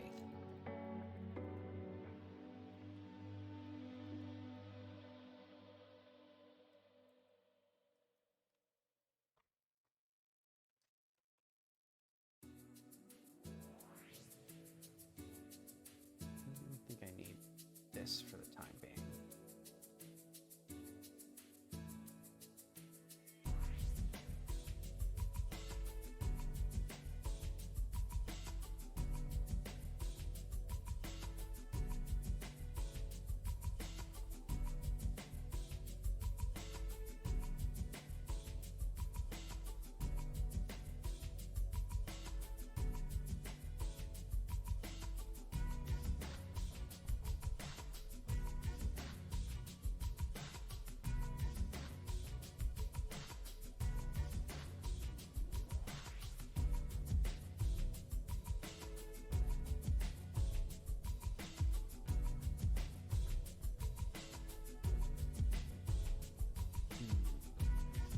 This to smoothly go. I think I want this to actually compress in a little bit. So what I'm thinking is push this in like that, maybe?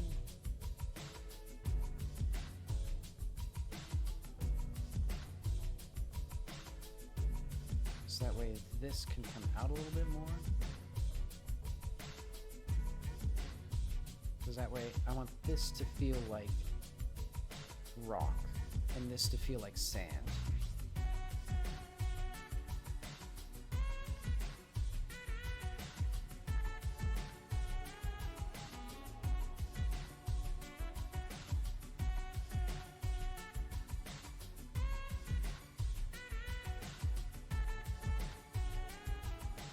Maybe I shouldn't have done all of that, but oh well.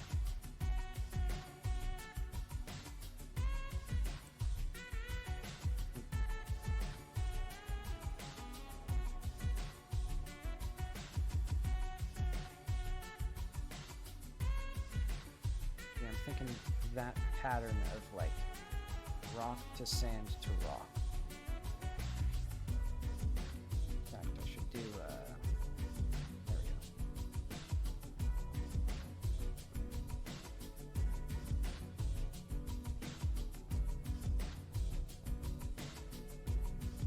Let's see.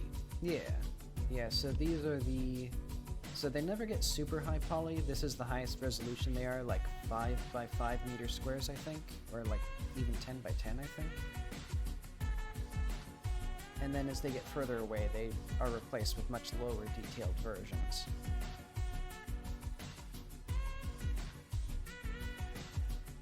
Let's see, I'm gonna do, let's get, I think this all needs to be pushed out like this. There we go.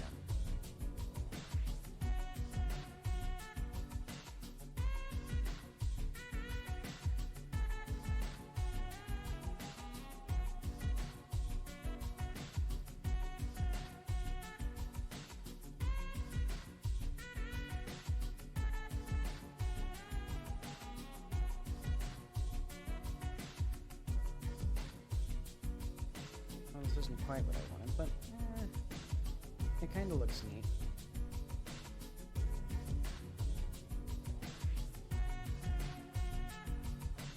So it's more meaning like this. So that way, you can grab this part, push it out, scale it up. Oh. Scale it up a little bit.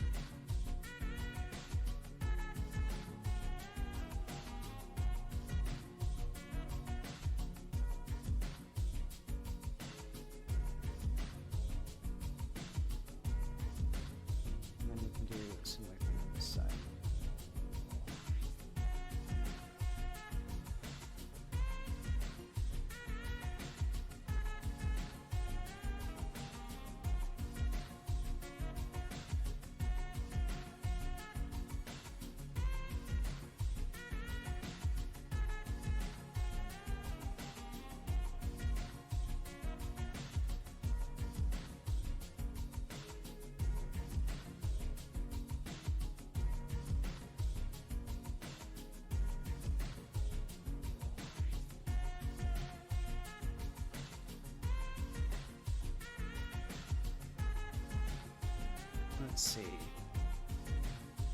I don't think Godot can... Well, I don't know if Godot... Well, Godot 3 certainly doesn't have automatic LODs. So, I just create them in Blender. And they don't actually stitch together seamlessly, though. So I will eventually have to figure out how to... Well, I know how to do it. I can just apply the modifier again and do some stuff.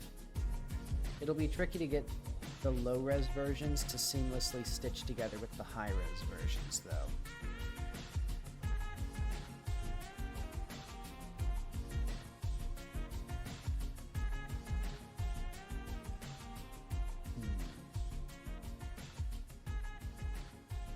Okay, so that, I think, gives us a little bit more interesting stuff to work with. Oop.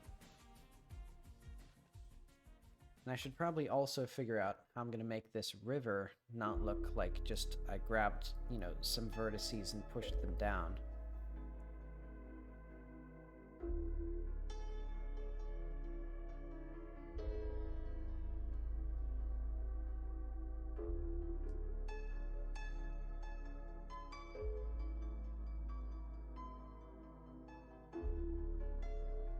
I don't want to do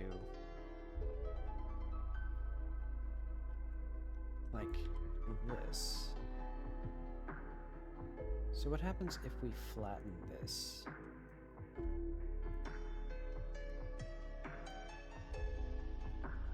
Oh, it just doesn't work.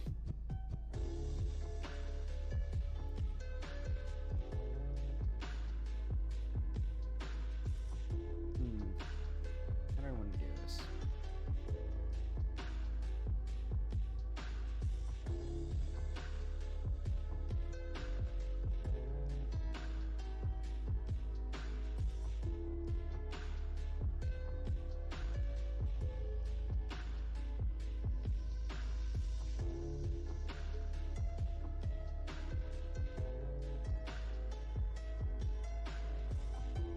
The shelf now.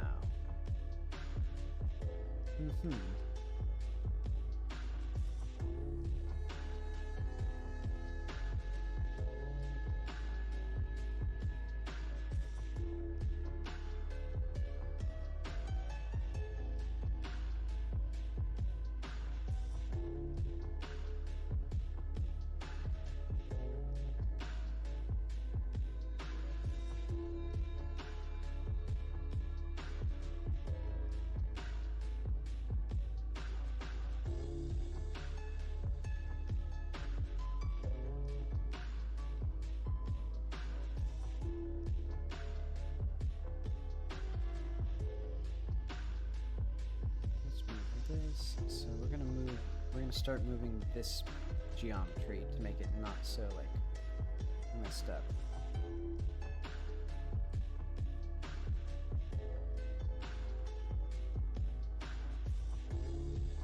And that'll be basically just this.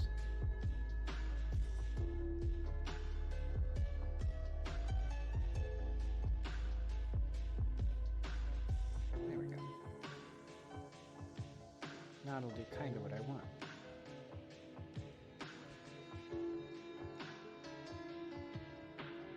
Well...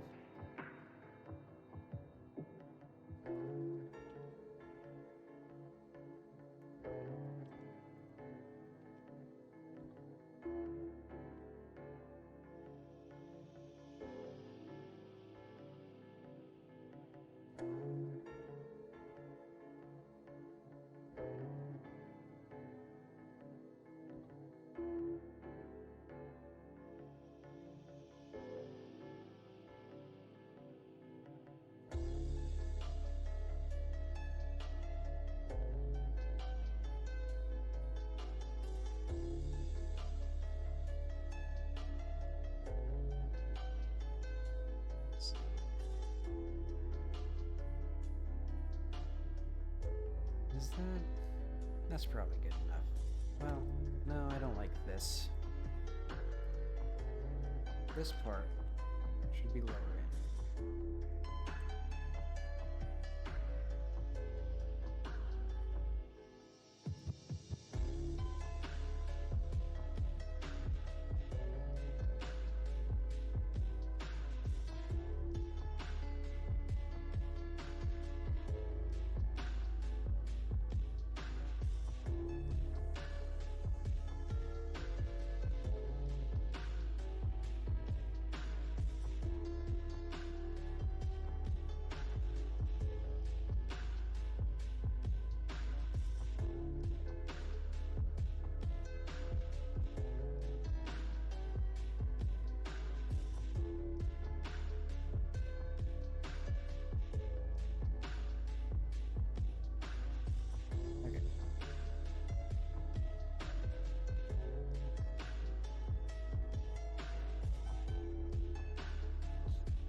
So now we have some interesting land masses there.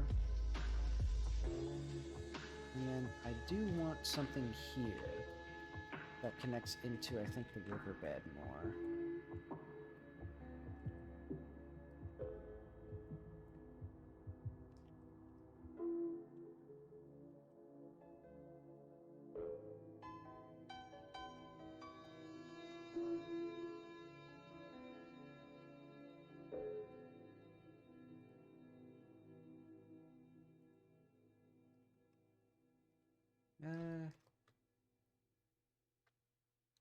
Is this anything?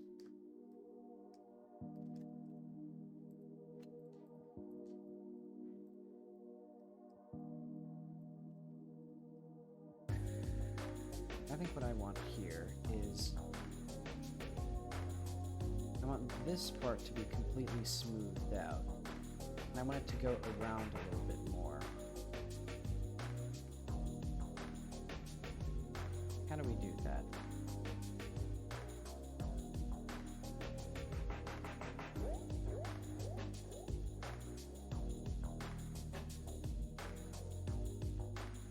We could do like smooth.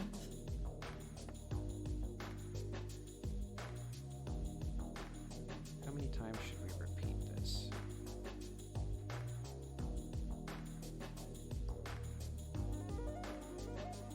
That seems to be okay.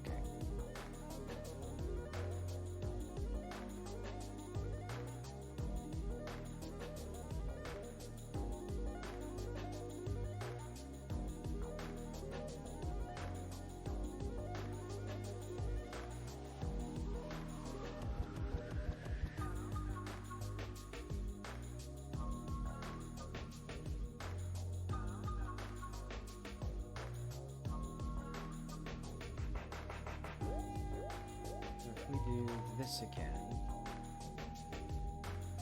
How the fuck did I get that?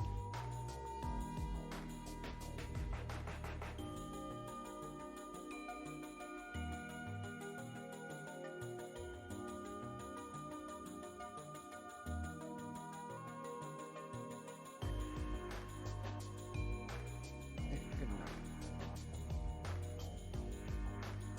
So we'll just grab all this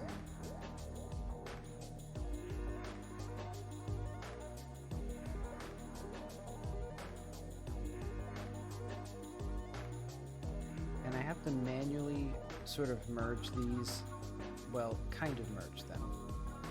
They don't have to be perfect, but they do have to be the closest vertices because it just snaps to the closest one.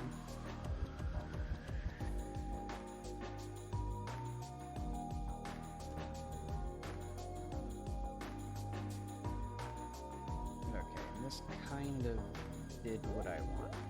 Because I'm basically going to make this part jut out more, and then the river will go down this way. And then I guess there could be a little, like, there could be a little lake here maybe, and then it goes down this way instead. Yeah, I think that'd be good. Just make this a little body of water.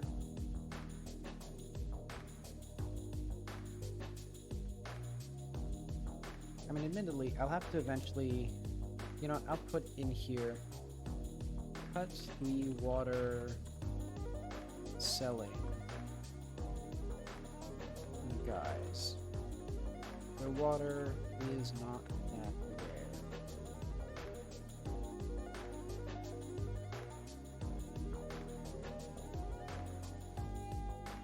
Because it used to be that one of the permanent upgrades you could do was buying a checkpoint, but those checkpoints are now almost redundant because every time you have a conversation, it saves a checkpoint where you were.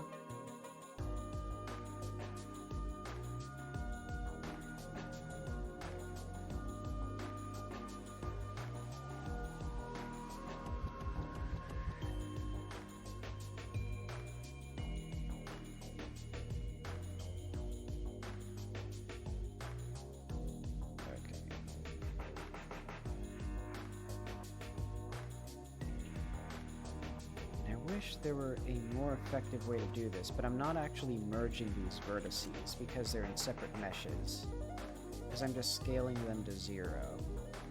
So that way they're at the same position.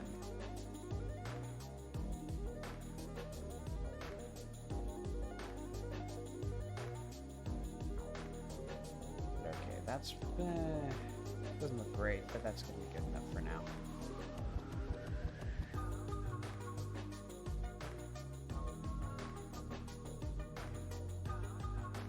Because, yeah, they didn't quite smooth together.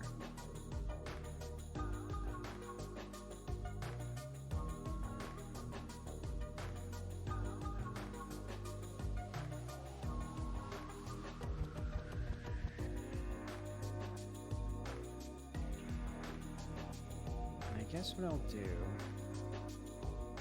let's make it smooth, because we're gonna now grab like a bunch of terrain here. So I think it's gonna be this stuff is all gonna come up. And then we're gonna do, like, whatever we do with it.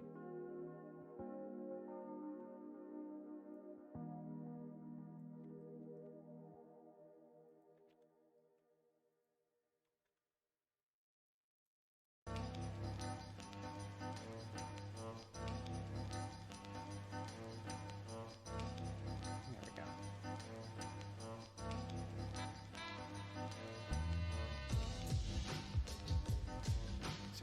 This, and this will lead to, I guess this will now be a little pond or lake or wherever water collects after a waterfall.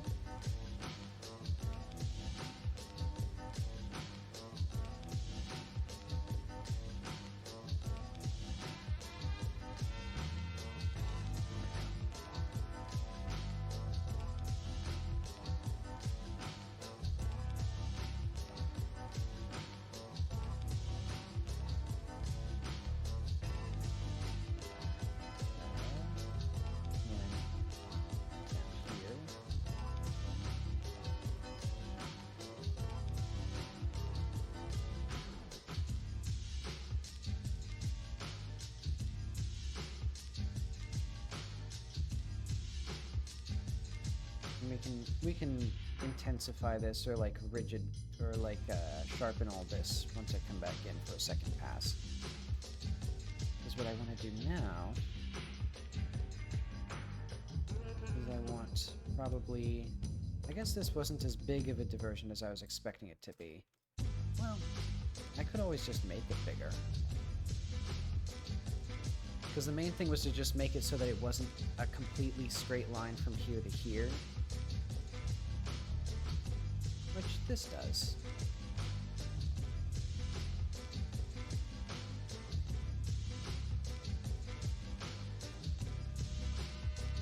I guess that's fine. But let's do... I guess let's bring this stuff up as well. So I'm thinking like...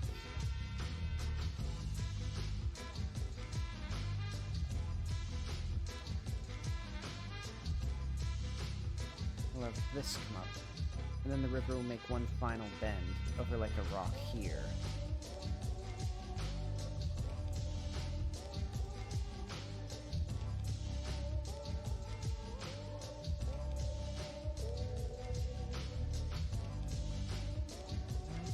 No, this isn't quite right. I just want these, so that way I can like unmess up this part. Or like make a half-hearted attempt at keeping the polygon density like somewhat uniform.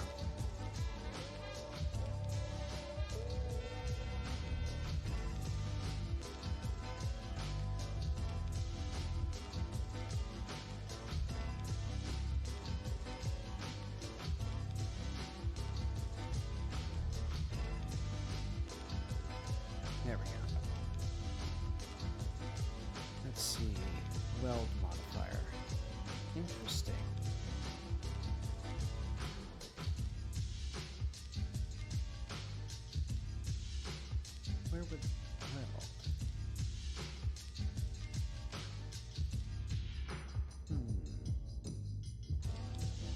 Oh wait, I should have...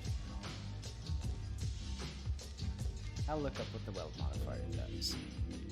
Let's do... look up weld modifier.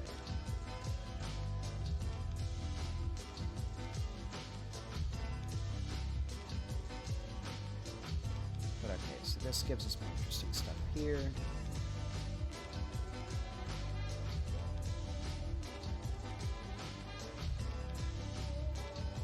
Oh.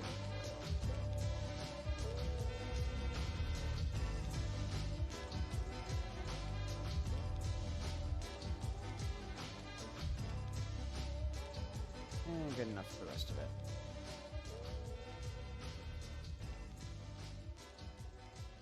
I guess before I get too carried away with all this, I'm gonna save this, export it, see what it looks like in the game. Oh wait, I should have applied the, or enabled the modifiers before I exported.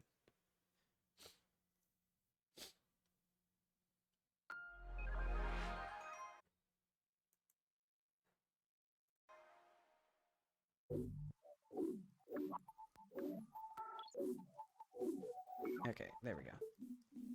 Let's enable these.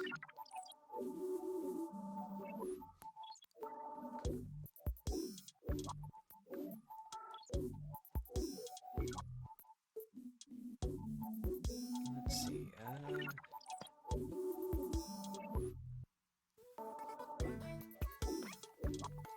Right, so after this, what I need to do is then I need to isolate the top of this part into its own chunk.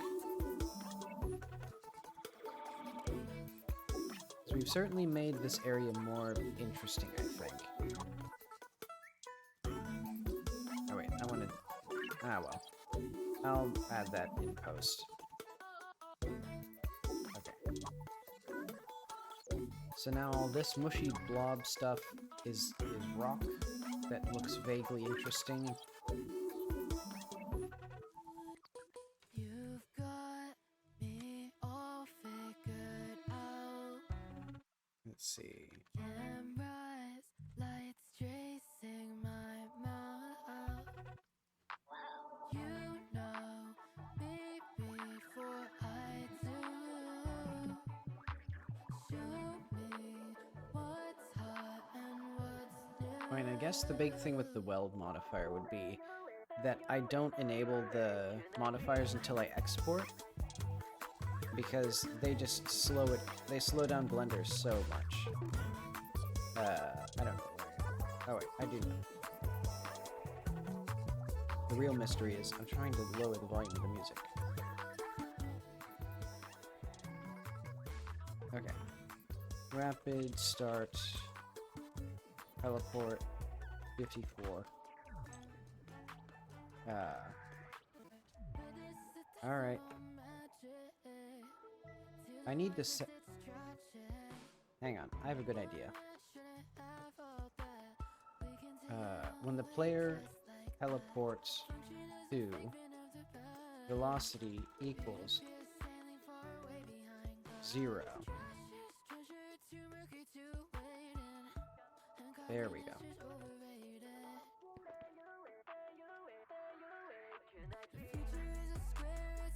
So let's teleport to 109 maybe to see it from a distance. What? That's crazy.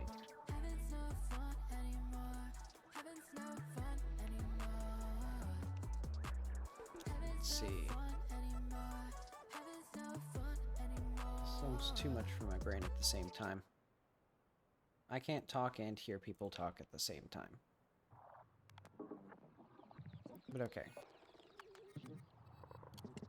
Did the... Oh, it didn't even Oh, it's not even saved properly.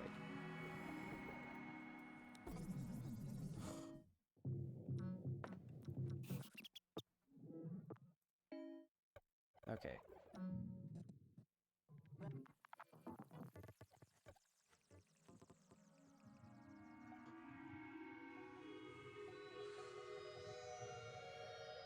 Well, that takes, 20 minutes to load. Let's see. Did it... There we go. I think I should also... Pretty soon I'll need to do a lot of work on this part here, since this is just like a big sphere of dirt coming up. Because I do want it to feel...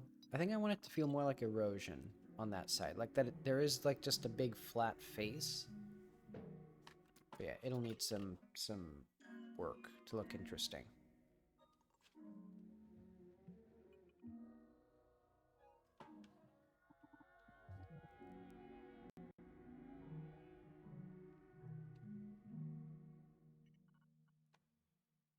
Take your time. Oh, right. It's because, whenever the game, or whenever I modify the terrain, it really messes up the engine. So, like, it performs terribly, and it can cause things like the stream to crash. So that's something to look out for. But okay, I am seeing... We can see our seams don't quite work. So those are the distant chunks, I'm pretty sure. Or the low-res chunks. Oh, right, I just realized why those aren't looking right. It's because I didn't update the low-res. So I need to go to low-res here. Take your time, Blender.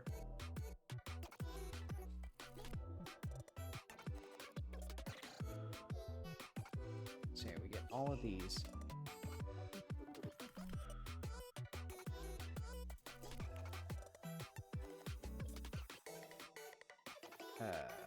Text editor.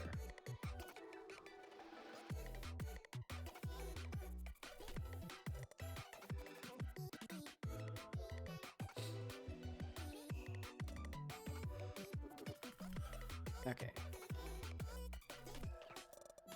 And now we can go in.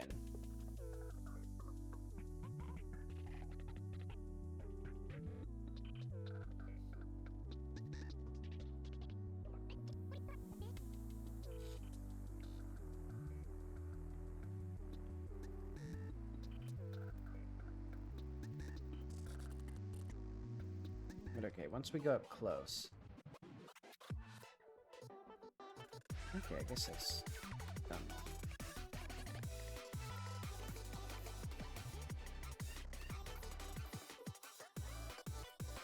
And eventually, I guess I could even do cool things like bake the...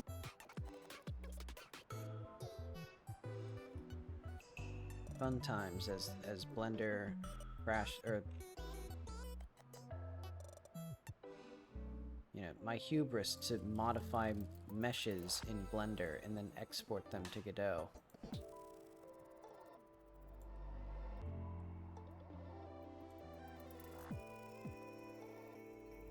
But okay, let's see if the chat's up.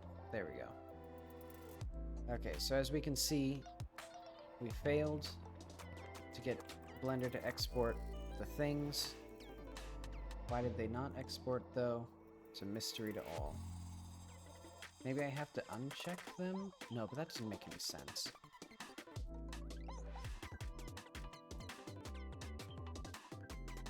It must be that I didn't open Blender directly or something. Or didn't open Godot again, or something like that.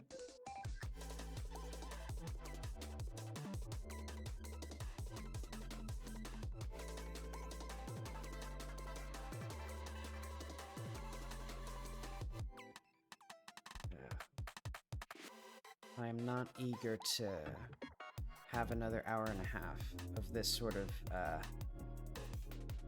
stuff. Okay, so did it update?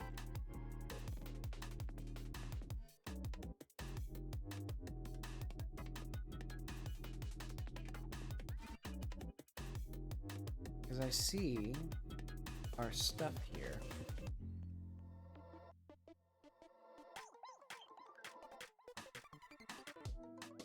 Where's our low reds?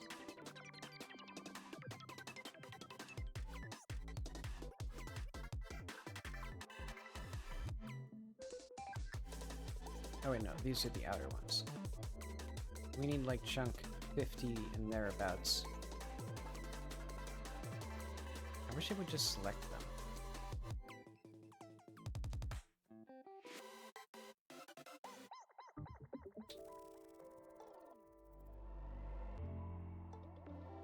70 and hereabouts. Okay. So this is what the low res looks like. Okay, so it should now, if I start the game, work.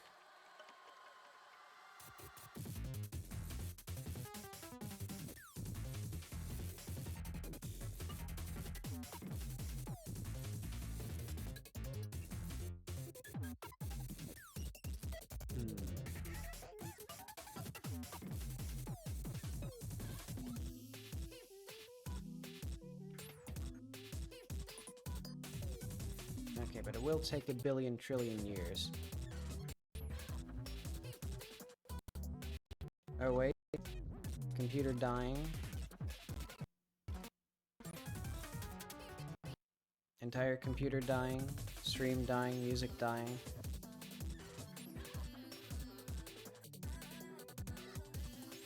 Let's see.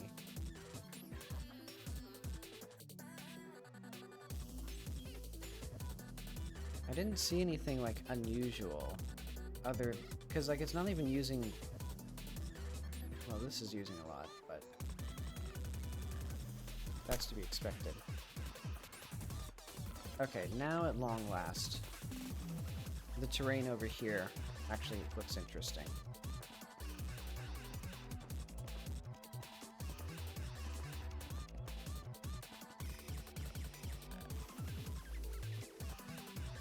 Okay, so let's see what the actual scale of this stuff is going to be.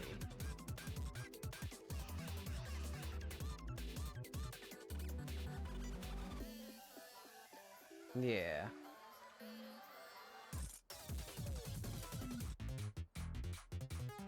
Yeah, there's not too much I can do about OBS, because I want it to record 60 FPS, because I use it for B-roll and devlogs.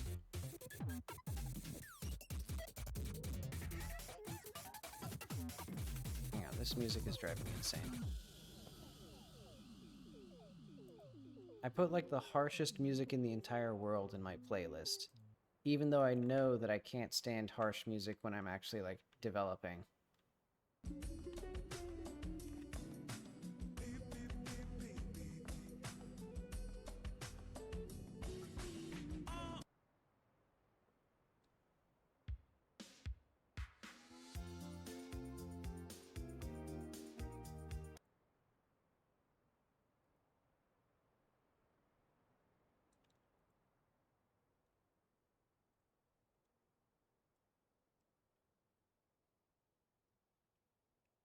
Hang on, this is...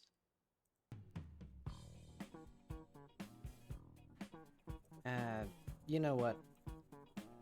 Let's just not have music. People at home can provide their own music. It's okay, because what I want to do is I want to get up to there. So one of the fun things is that it's actually quite a lot of work to get up to there. So I should be thinking about also, how do I want the player to climb out of the valley? Because there's a few different ways they can.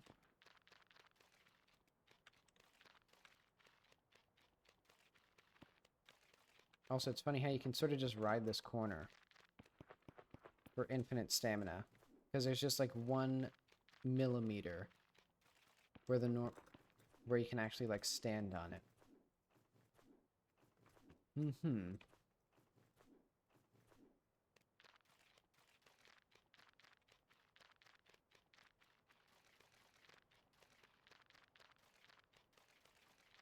Let's just no clip up here for a second, because that's not our challenge right now.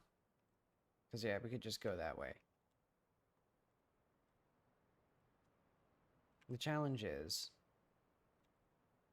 what does this look like from here? So it looks a lot bigger up close.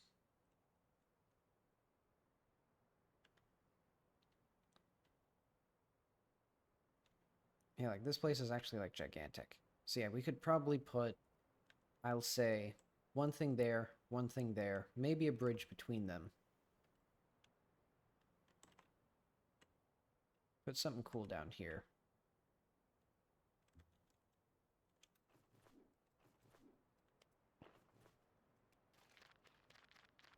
Hmm.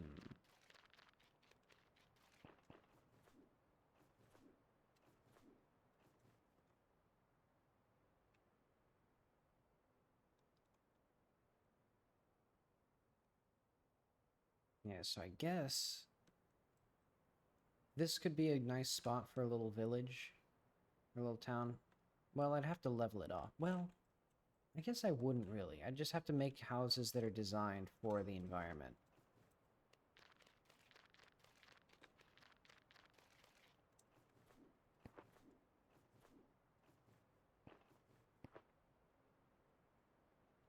And then here, I'm going to level this stuff off because this looks stupid. Or it looks very much like badly formed geometry rather than any sort of terrain.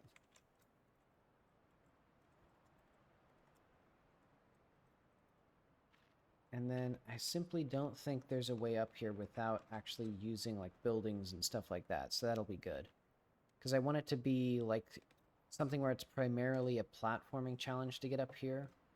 Because we have now like dialogue challenges and stuff.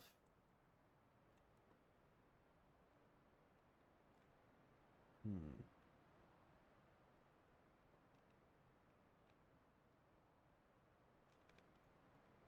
Do I want to do anything more with this terrain before I started on that? I think I'd want something here, maybe?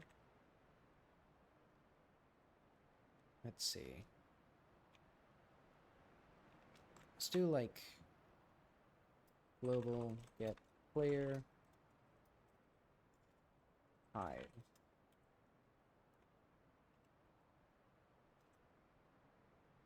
There we go.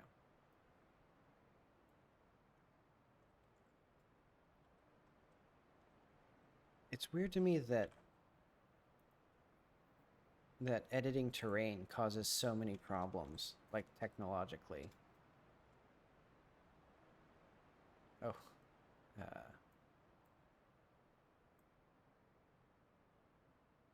mean, not quite.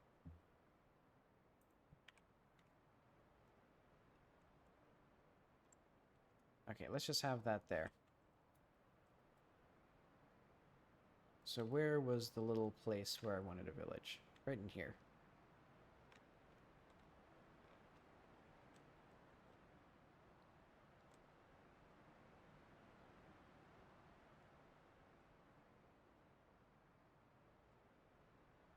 See, I think we'll fix up that. There is also a pretty noticeable seam here, even with our modifier. So we can see it's doing its best to, like, stitch up the terrain, like, right in here. But it doesn't quite work. That's also a fun way to do this. I just realized I can use the wardrobe to, like, as a pointer. So yeah, right in here, that's where it's stitching up the normals. It doesn't quite work very well.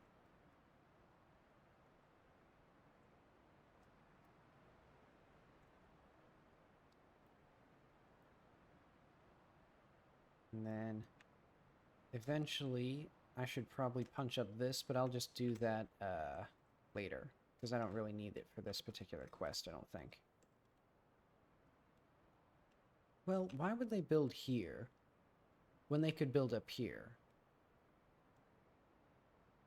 I guess maybe there's something else up here, even cooler than this.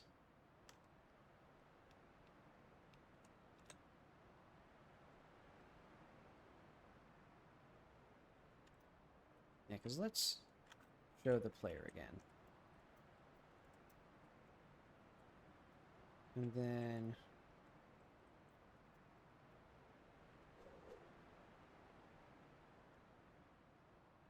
can we, like, oh, we're not gonna get anywhere. Hmm.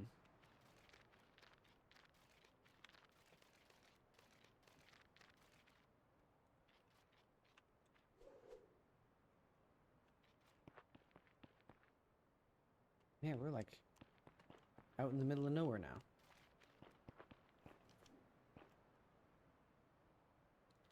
Hmm.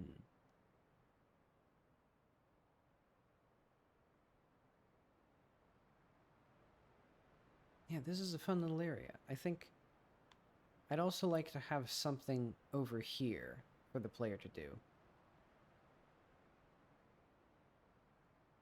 So let's put this all down in our to-do list for this particular quest. So the Joy of Virtue, so we have the Copper Crown. A prison on a cliff.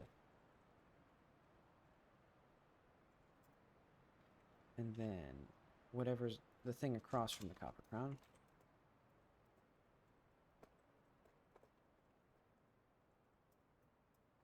What do we get the player to do over there?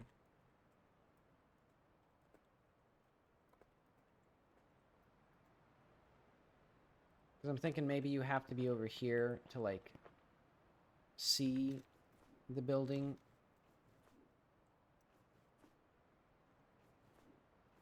Because I like the idea of the player just being tasked with getting up this thing.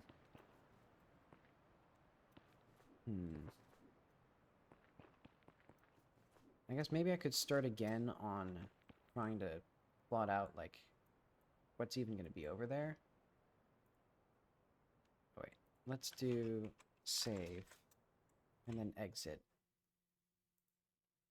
And then what if we just use our little towers for now? So I'll exit out of that to prevent crashing the game even further.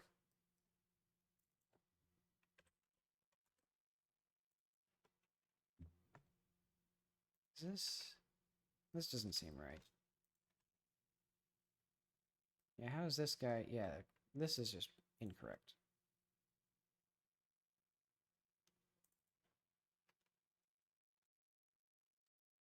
Huh. Is this? I guess. Huh. I guess it is correct. Weird. I didn't realize that this place was actually still good. But okay, let's put some, like, copper towers and things.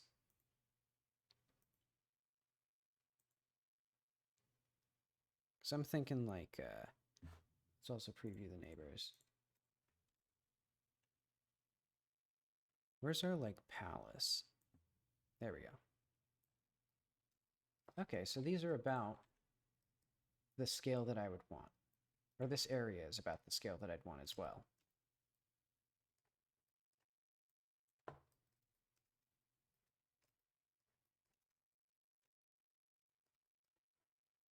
So yeah, let's do, like, the spatial.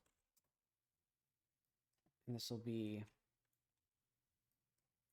And I guess I should probably make the chunk before I do this. Well, I don't care that much. Let's just put some stuff. So eventually these will be properly, like, built and interesting.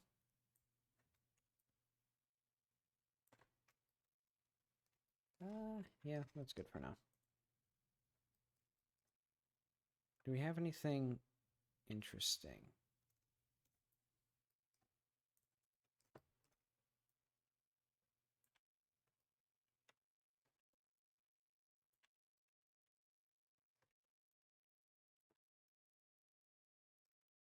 See, I'm thinking something like platforms that extend out here, and then maybe platforms that also are, like, here? So that way the player has some, like, reprieve from this climbing. Or, like, there's some way for the player to just get up here.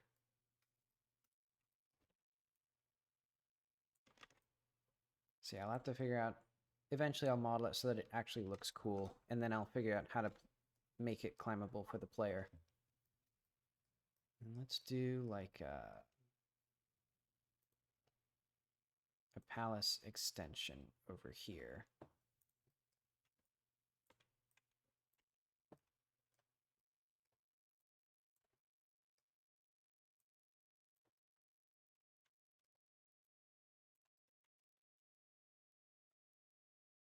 Okay, so let's 0, 5, 4 again. Because I could also just... Yeah, because this is almost everything we'd want. I would just extend it out a little bit What would I do? Yeah, probably just chop all this up into its own little piece here.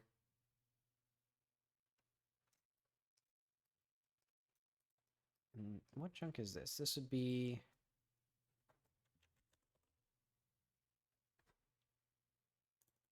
plus or minus 12, plus and minus 1.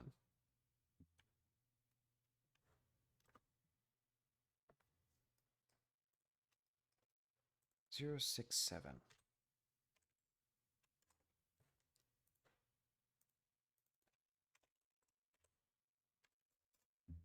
So let's have this one as well. Now I feel lonely without music. I'm going to put it back on. Let's do something that's not going to drive me crazy, though.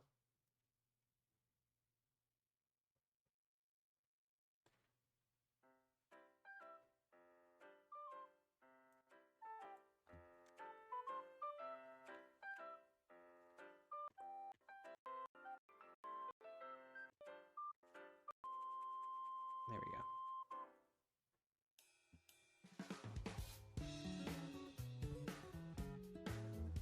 That one has like a very like cutesy intro, but it's just it goes on for like a full minute. But okay.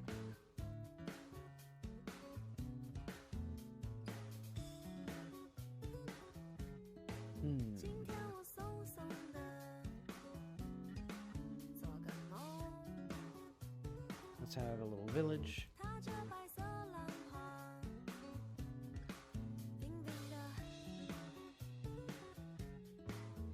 And for now, we'll just put some huts.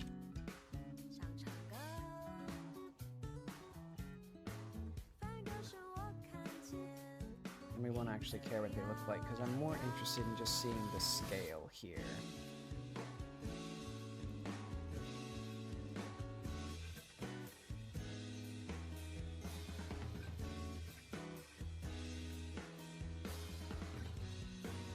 Oh wait, hang on, the look, I did not realize the door is not pointing forward on these. It's kind of pointing forward.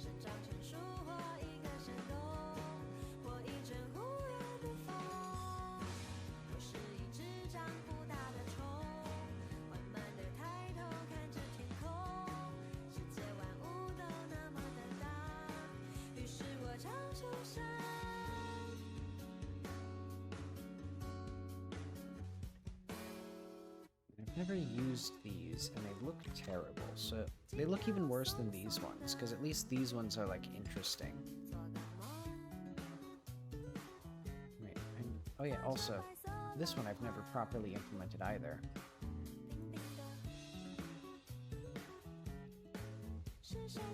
Let's see if I can actually figure this out.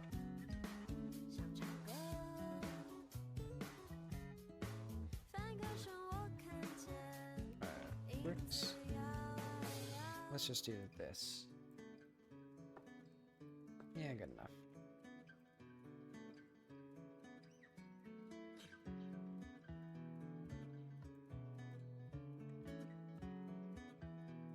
Don't these have box stairs or something?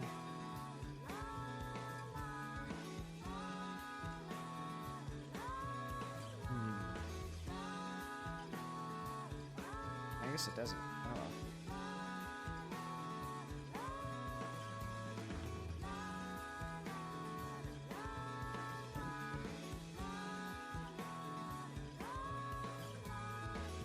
Okay. So this gives me a vague idea of how big it's gonna be.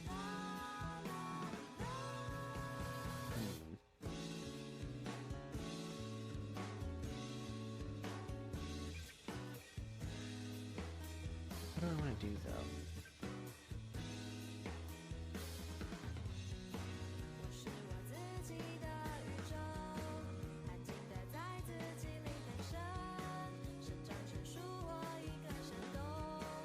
Because I think I need to think on what I'm going to do with this some more.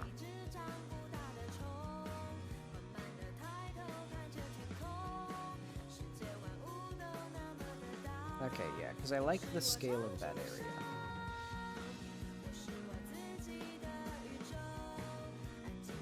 this area down here, and then we can have like quite a voyage to get up there.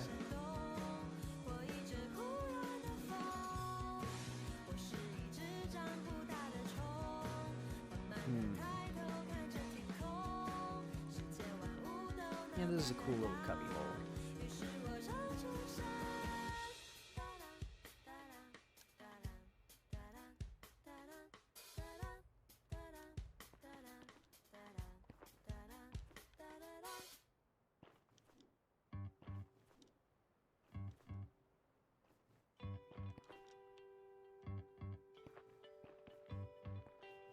And at some point I might also add a different rock material. Be very controversial.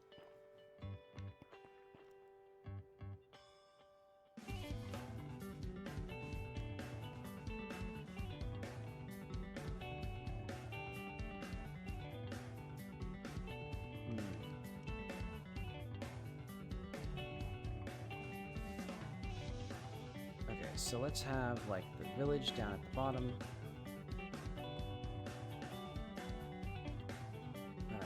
Pass. So I guess this is the pass. So then we should have something on this side to make it actually like useful to take this.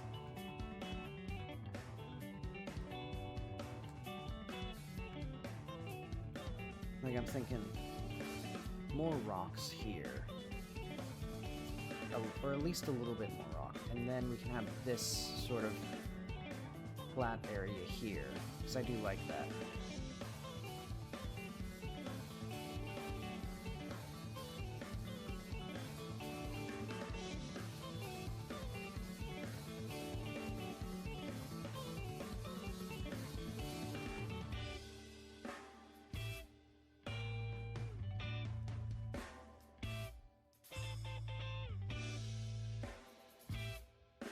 So we need this area here to be important and interesting. Oh wait. And that's the power of the PS5. Or basically, when I don't have this hidden, it takes several seconds per frame to interact with this at all. So let's do this. It's kind of a flashbang every time I like turn on edit mode.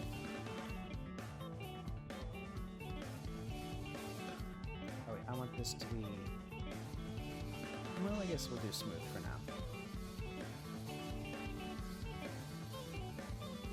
So yeah, this will be with this pass here.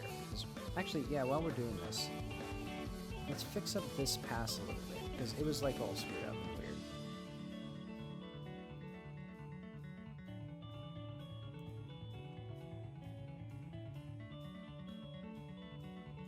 Because we can do all sorts of crazy stuff since this is a mesh.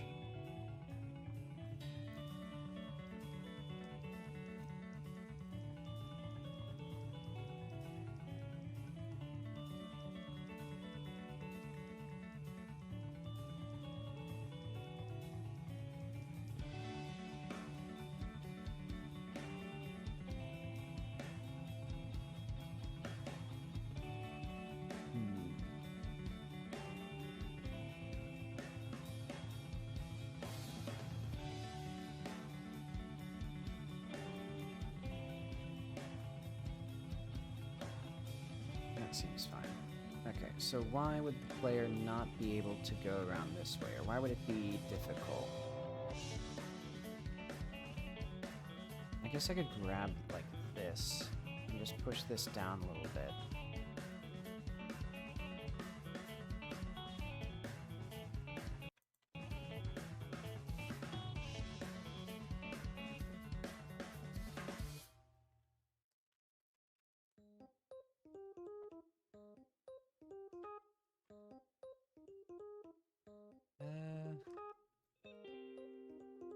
This doesn't quite do what I want.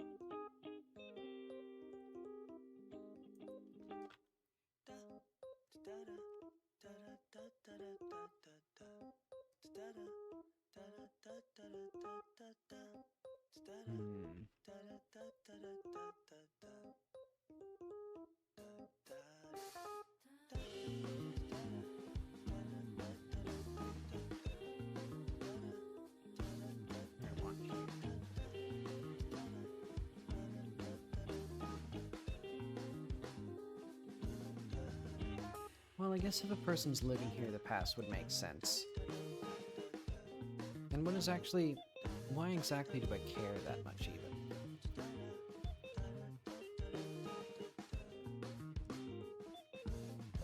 What I should actually be doing right now is chopping up this section to be used as the... Yeah, let's start cutting this piece apart.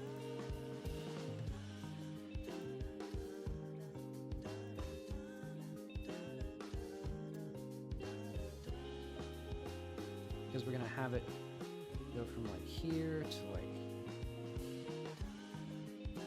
here.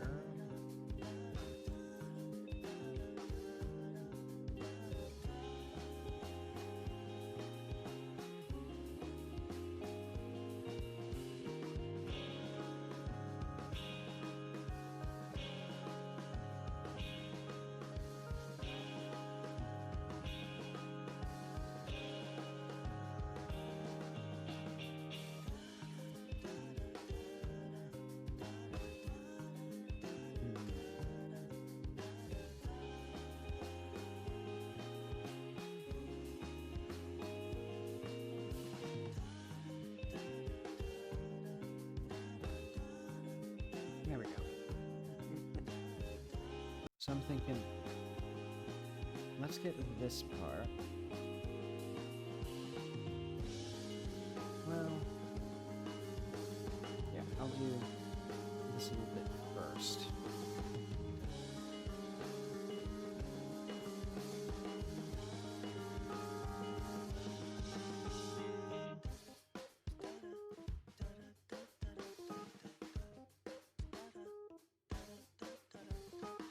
Okay. So this will be chunk, terrain, copper coin, or chunk, terrain, crown, I guess. Terrain, crown, religion. We don't have an 86. Weird.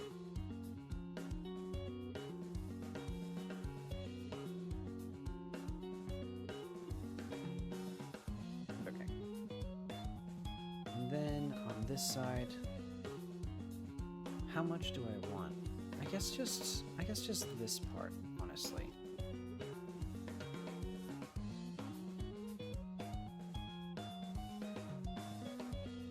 Hang on.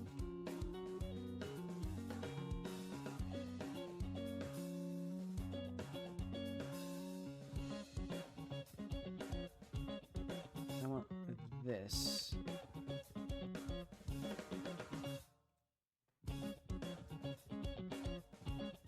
Oh, there we go.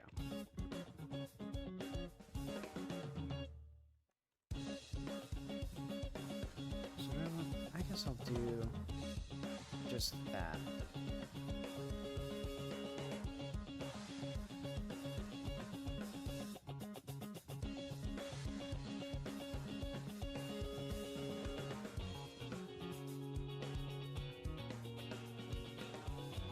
Is this what I want? Not really. Well, might as well. I'll just go this way. So it'll be like this part here.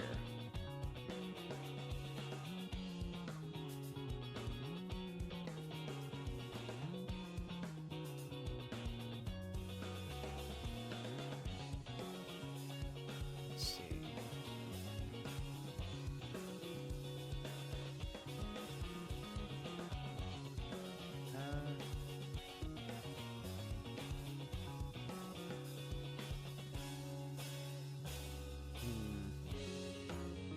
Because I want to continue to get this stuff.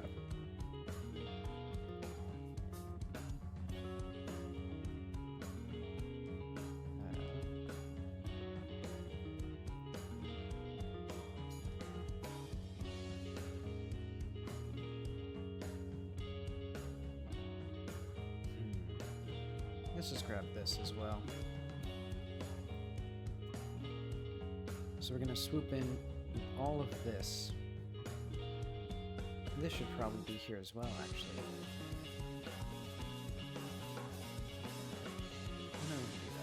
Because this looks bad. But I guess that's okay.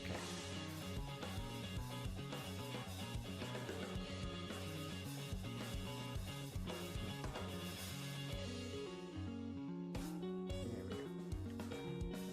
I wish there was a way to tilt the camera while in this, like, C mode, but it's like... The C mode is the most disruptive mode of all of them in Blender, because you can't do any of the normal controls at all.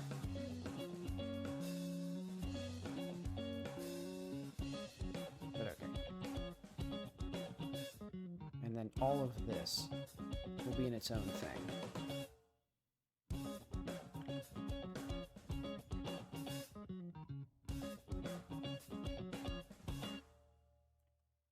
And honestly, should this part do...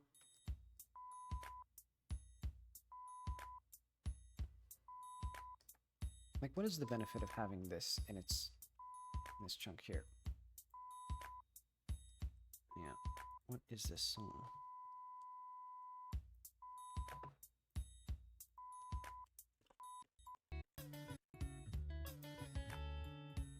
Okay, there we go.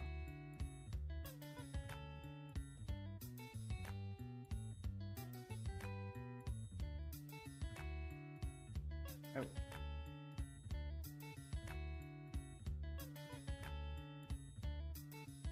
I didn't quite get it done. Okay. So now I can get these, join them together. By distance. There we go. And then we'll do clear, sharp. And also, we'll remove this from groups. Because eventually I'll do that again.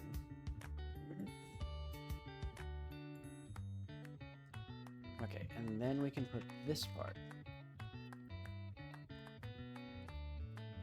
So we'll do like...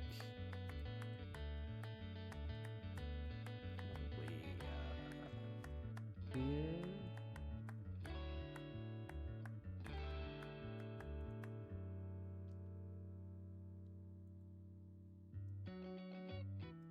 That seems okay.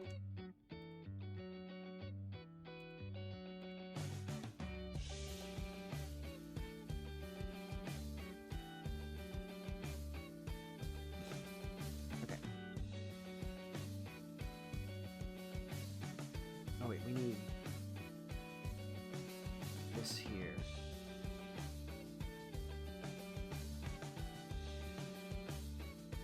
There we go. So now all of this.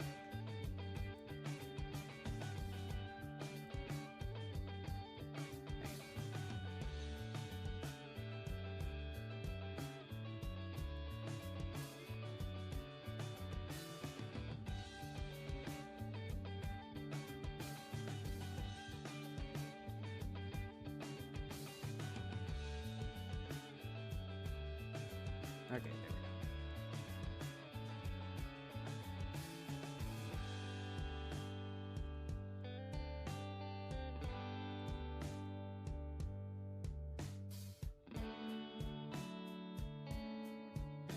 we go. Let's do... Oh wait, I think my distance worked. Yeah, that looks like it worked. And then eventually we'll have to fix up this part.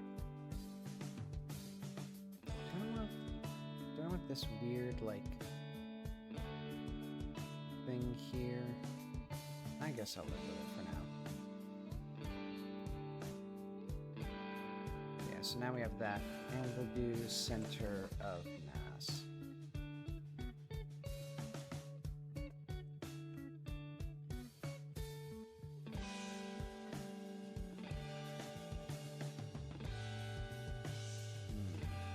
They're completely unnecessary little dibblies. Oh well.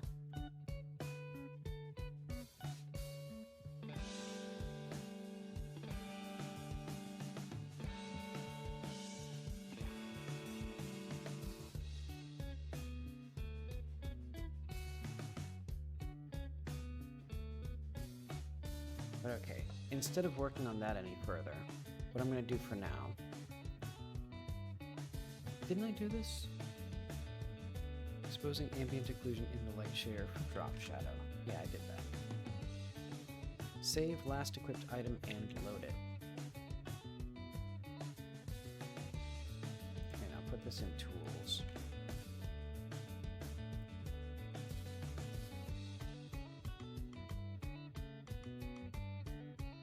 But okay, I want to do this one. Save the last equipped item and load it. Does that be player? Because I started working on this. Oh. Okay. Prepare, save. So if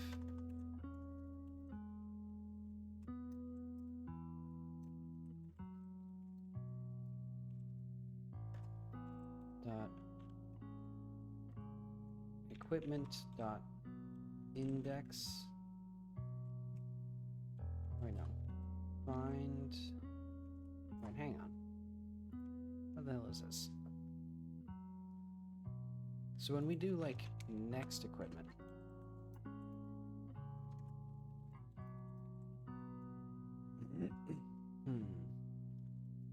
Okay, equipment inventory.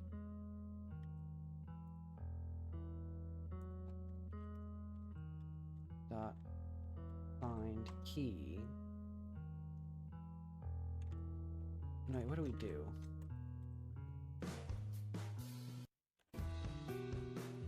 Item, maybe? Or maybe we do...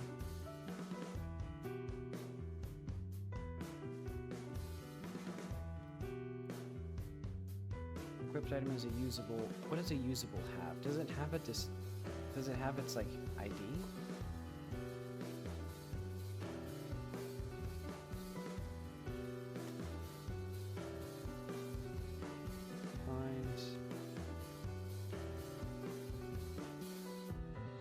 So we're going to do var index equals equipped inventory find var key equals UI dot equipment inventory dot keys index. I hope that works.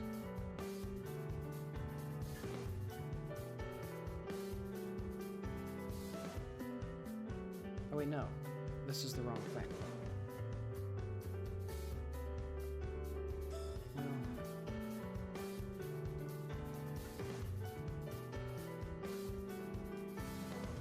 This is kind of stupid.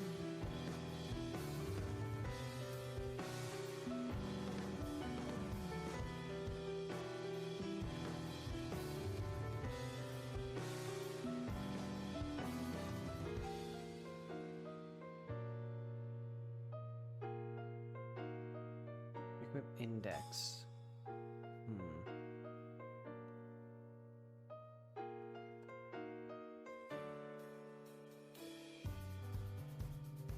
Okay, so I guess we don't actually do any of this stuff. We just do dot find key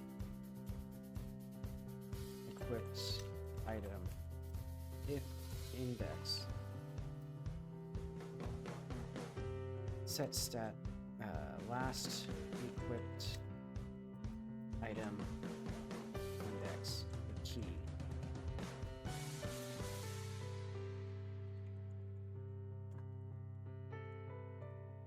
And this will be a string.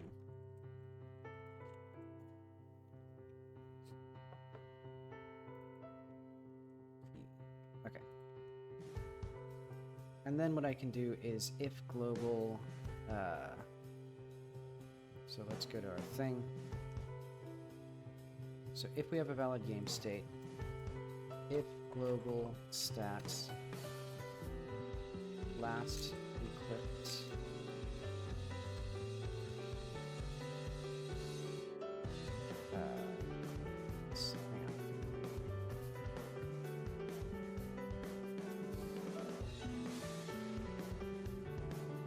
let's do last equipped item. P equals stat last equipped item. Ooh, so now I need to figure out when we update our inventory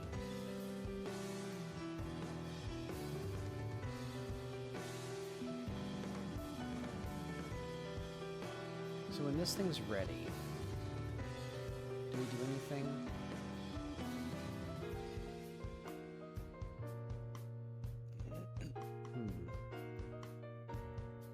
I guess we update our inventory here.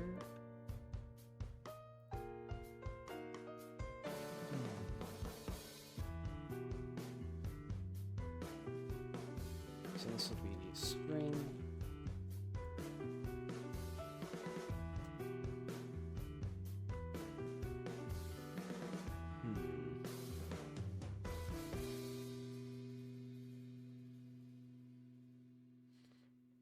Update inventory.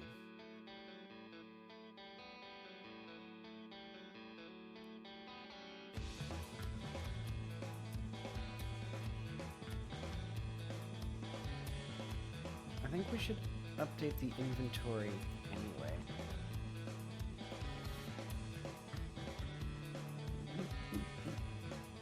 Excuse me. Oh wait, no. Wait. Yeah. Like, what the fuck was this called?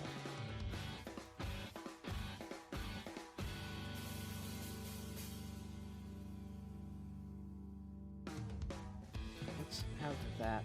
Ignore that for now. And then we'll do print selected.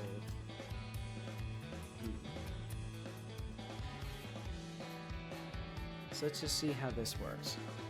Because basically what I'm going to do is I'm going to switch to our lamp, and then I'm going to save and quit.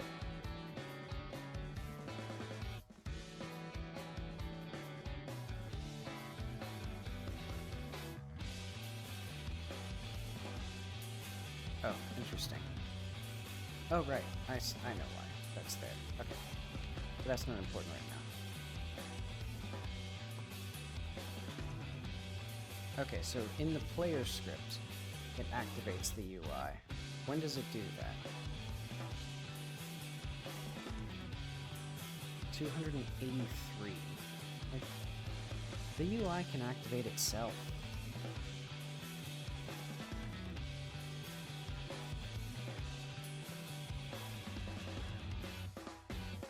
And that way this will all be updated. And we can do like UI.equip by key.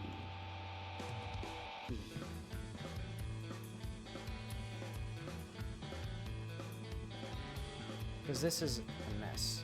Like, why is it a dictionary if I never use it as a dictionary? Okay. Function equip by key string. And this should be multi-bit.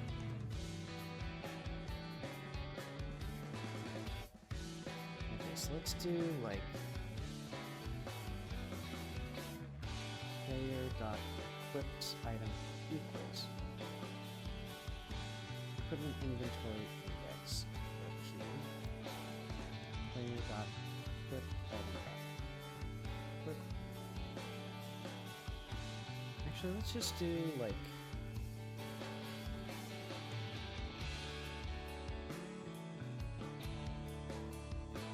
var item.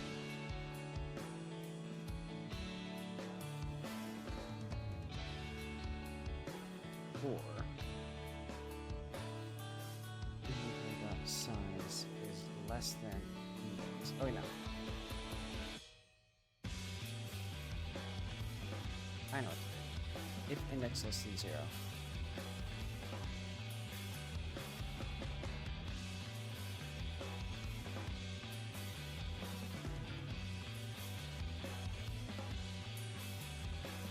Okay, and then we do this, and then we'll do function equip item usable.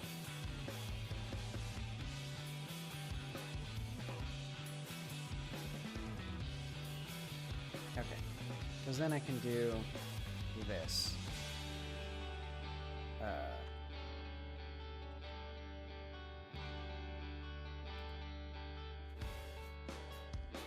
Okay.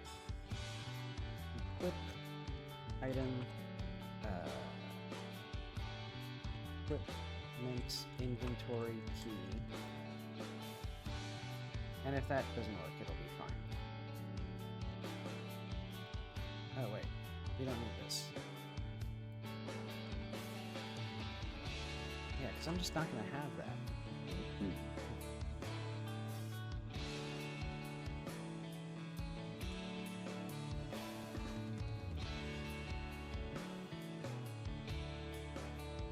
Oh wait, no.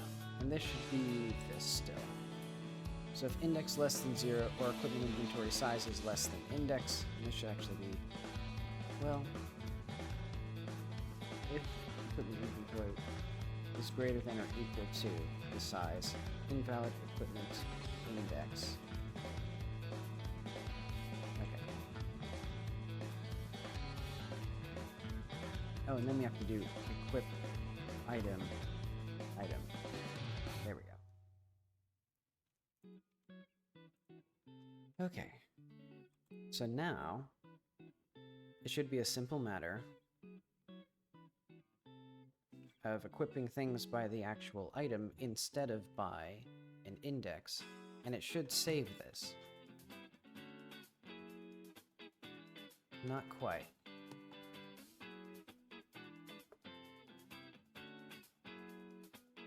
Why is there no code? Oh, I see. Damn it. Okay. So, we actually do need to have the UI activated for us. How do we do that? Let's do this.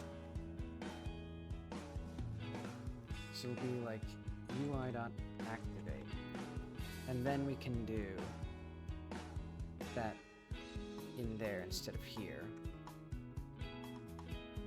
Because basically the player needs to have the coat ready and stuff like that. And then the UI can be ready. Or activated. And then we can do equipment stuff.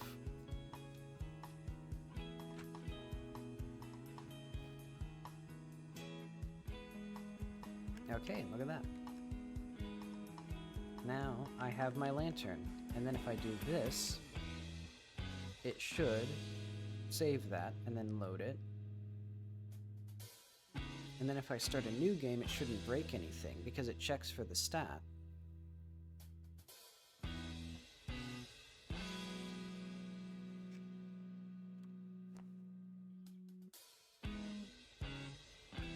Look at that, and then I can save. Okay, so now that should save the game properly. So let's do status player. Oh, I get add UI.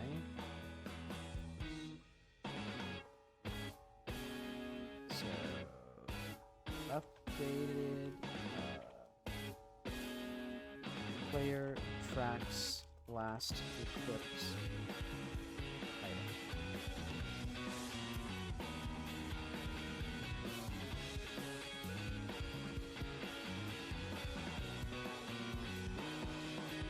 And then all my terrain stuff that I've just lumped in. Okay, but let's fix this thing.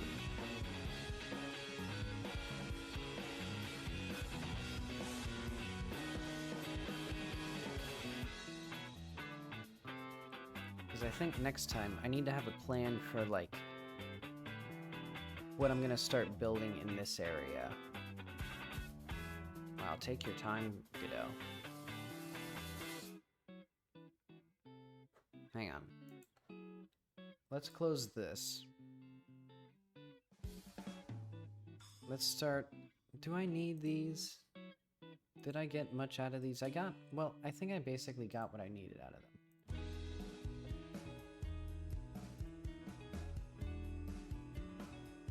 This is great dialogue, very rich. Okay. So we can do that. Terrain.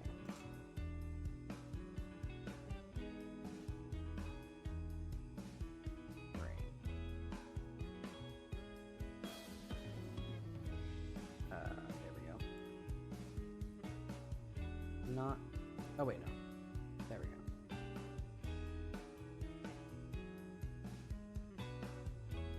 And eventually it'll even have its, oh wait, did I not apply the modifiers? Oh well, okay. So yeah, next step, we'd apply that. So let's put in terrain, or stitch the new chunk into the terrain.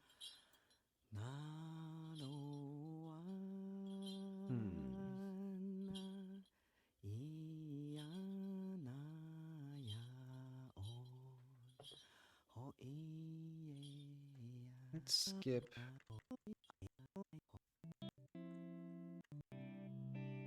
There we go.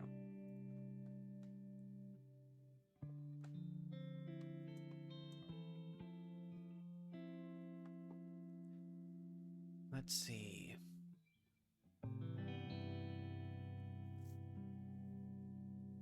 Let's grabbing on wind generator. What should happen?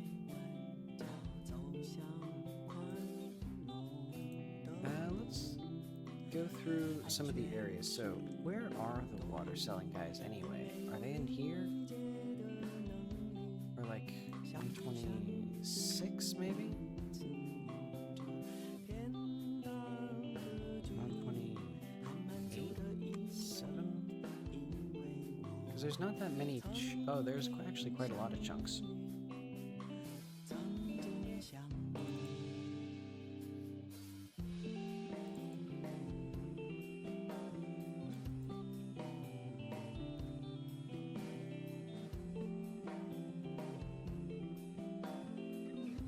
I think I'll just keep an eye out for them.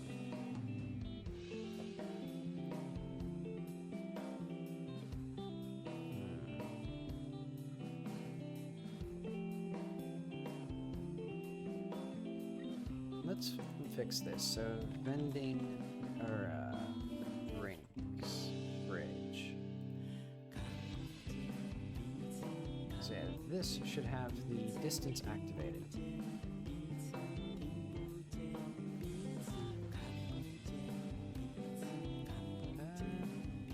30 is about reasonable. Let's do actually like 25 or something.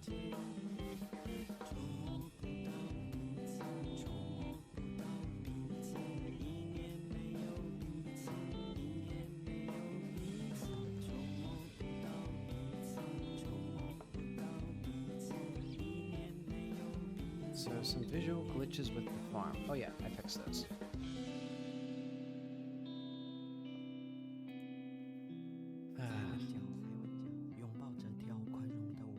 So yeah, I either have to completely rework my physics collisions.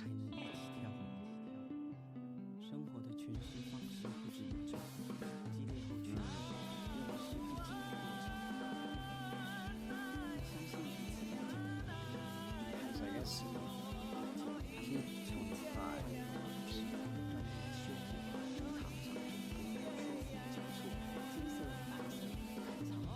I guess those are all okay.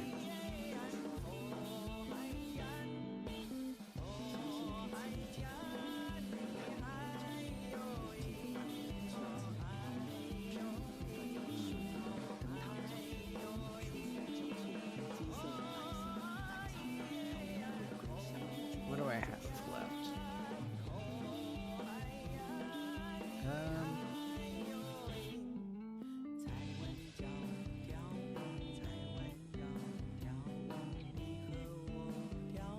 Do we need? Oh wait. It's fine. Where's my reanimation thing? Let's. I guess let's go all the way down to here. Yeah, no, that's not. That's gonna be a long shot now.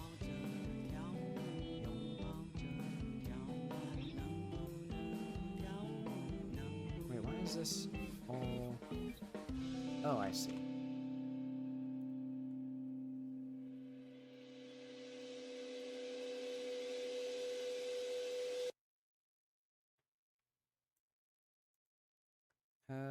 That's completed.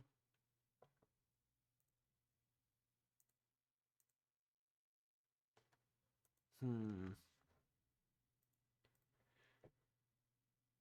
I want to do anything else today?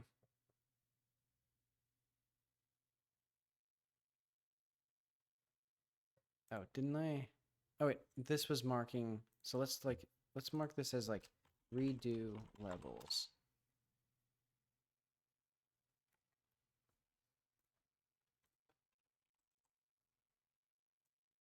So where's that reanimation? There we go.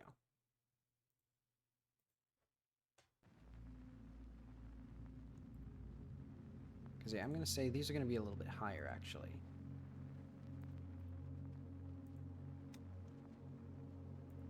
Because what I mean by tells is basically like whenever the player can, well, there's like limits on how quickly the player can do actions like kicking and stuff like that. So I want to make it so that it's very easy to tell just from the animation when the player can do an action again. Like have some sort of consistent thing like both feet have to be on the ground in order to kick again or something like that. And I have been trying to be relatively consistent with that. So if we go into the game, I think I have the timing such that like slightly before your foot touches back down on the ground, you can kick again. Yeah, so right about there. Admittedly, this kick is kind of a bad animation, but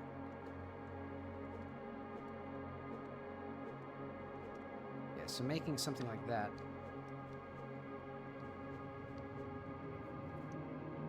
Yeah, so making those more consistent would be good.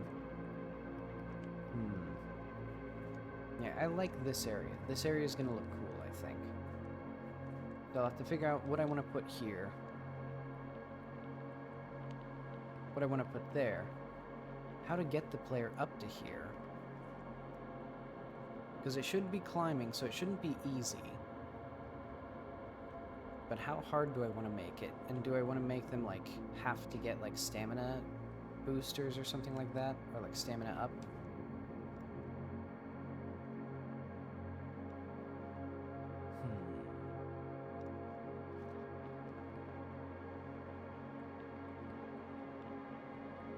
Yeah, because it's much taller than everything over there on the plateau.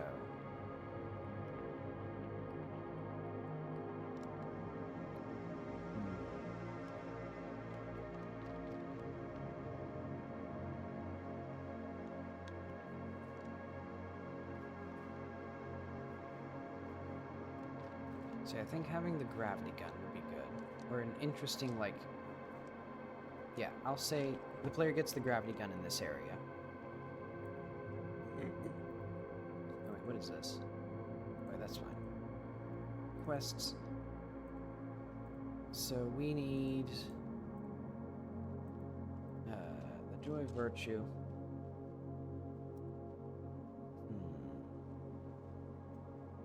Introduce the gravity gun.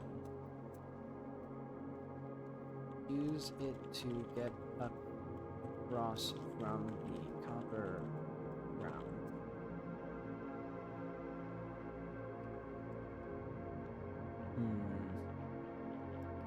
Yeah, I'll think about it off stream. I think that'll be it for today. Because I think it at least has created a canvas that we can work with to do stuff. So now all we need to do is virtually all of the work to make this a thing. This was just like a framing device. But okay, I guess that'll be it for now. I'll be back tomorrow. And then, maybe not Sunday though, because I have to do moving still. I have all my stuff piled up in this apartment. But okay, thanks for stopping by. I'll see you later.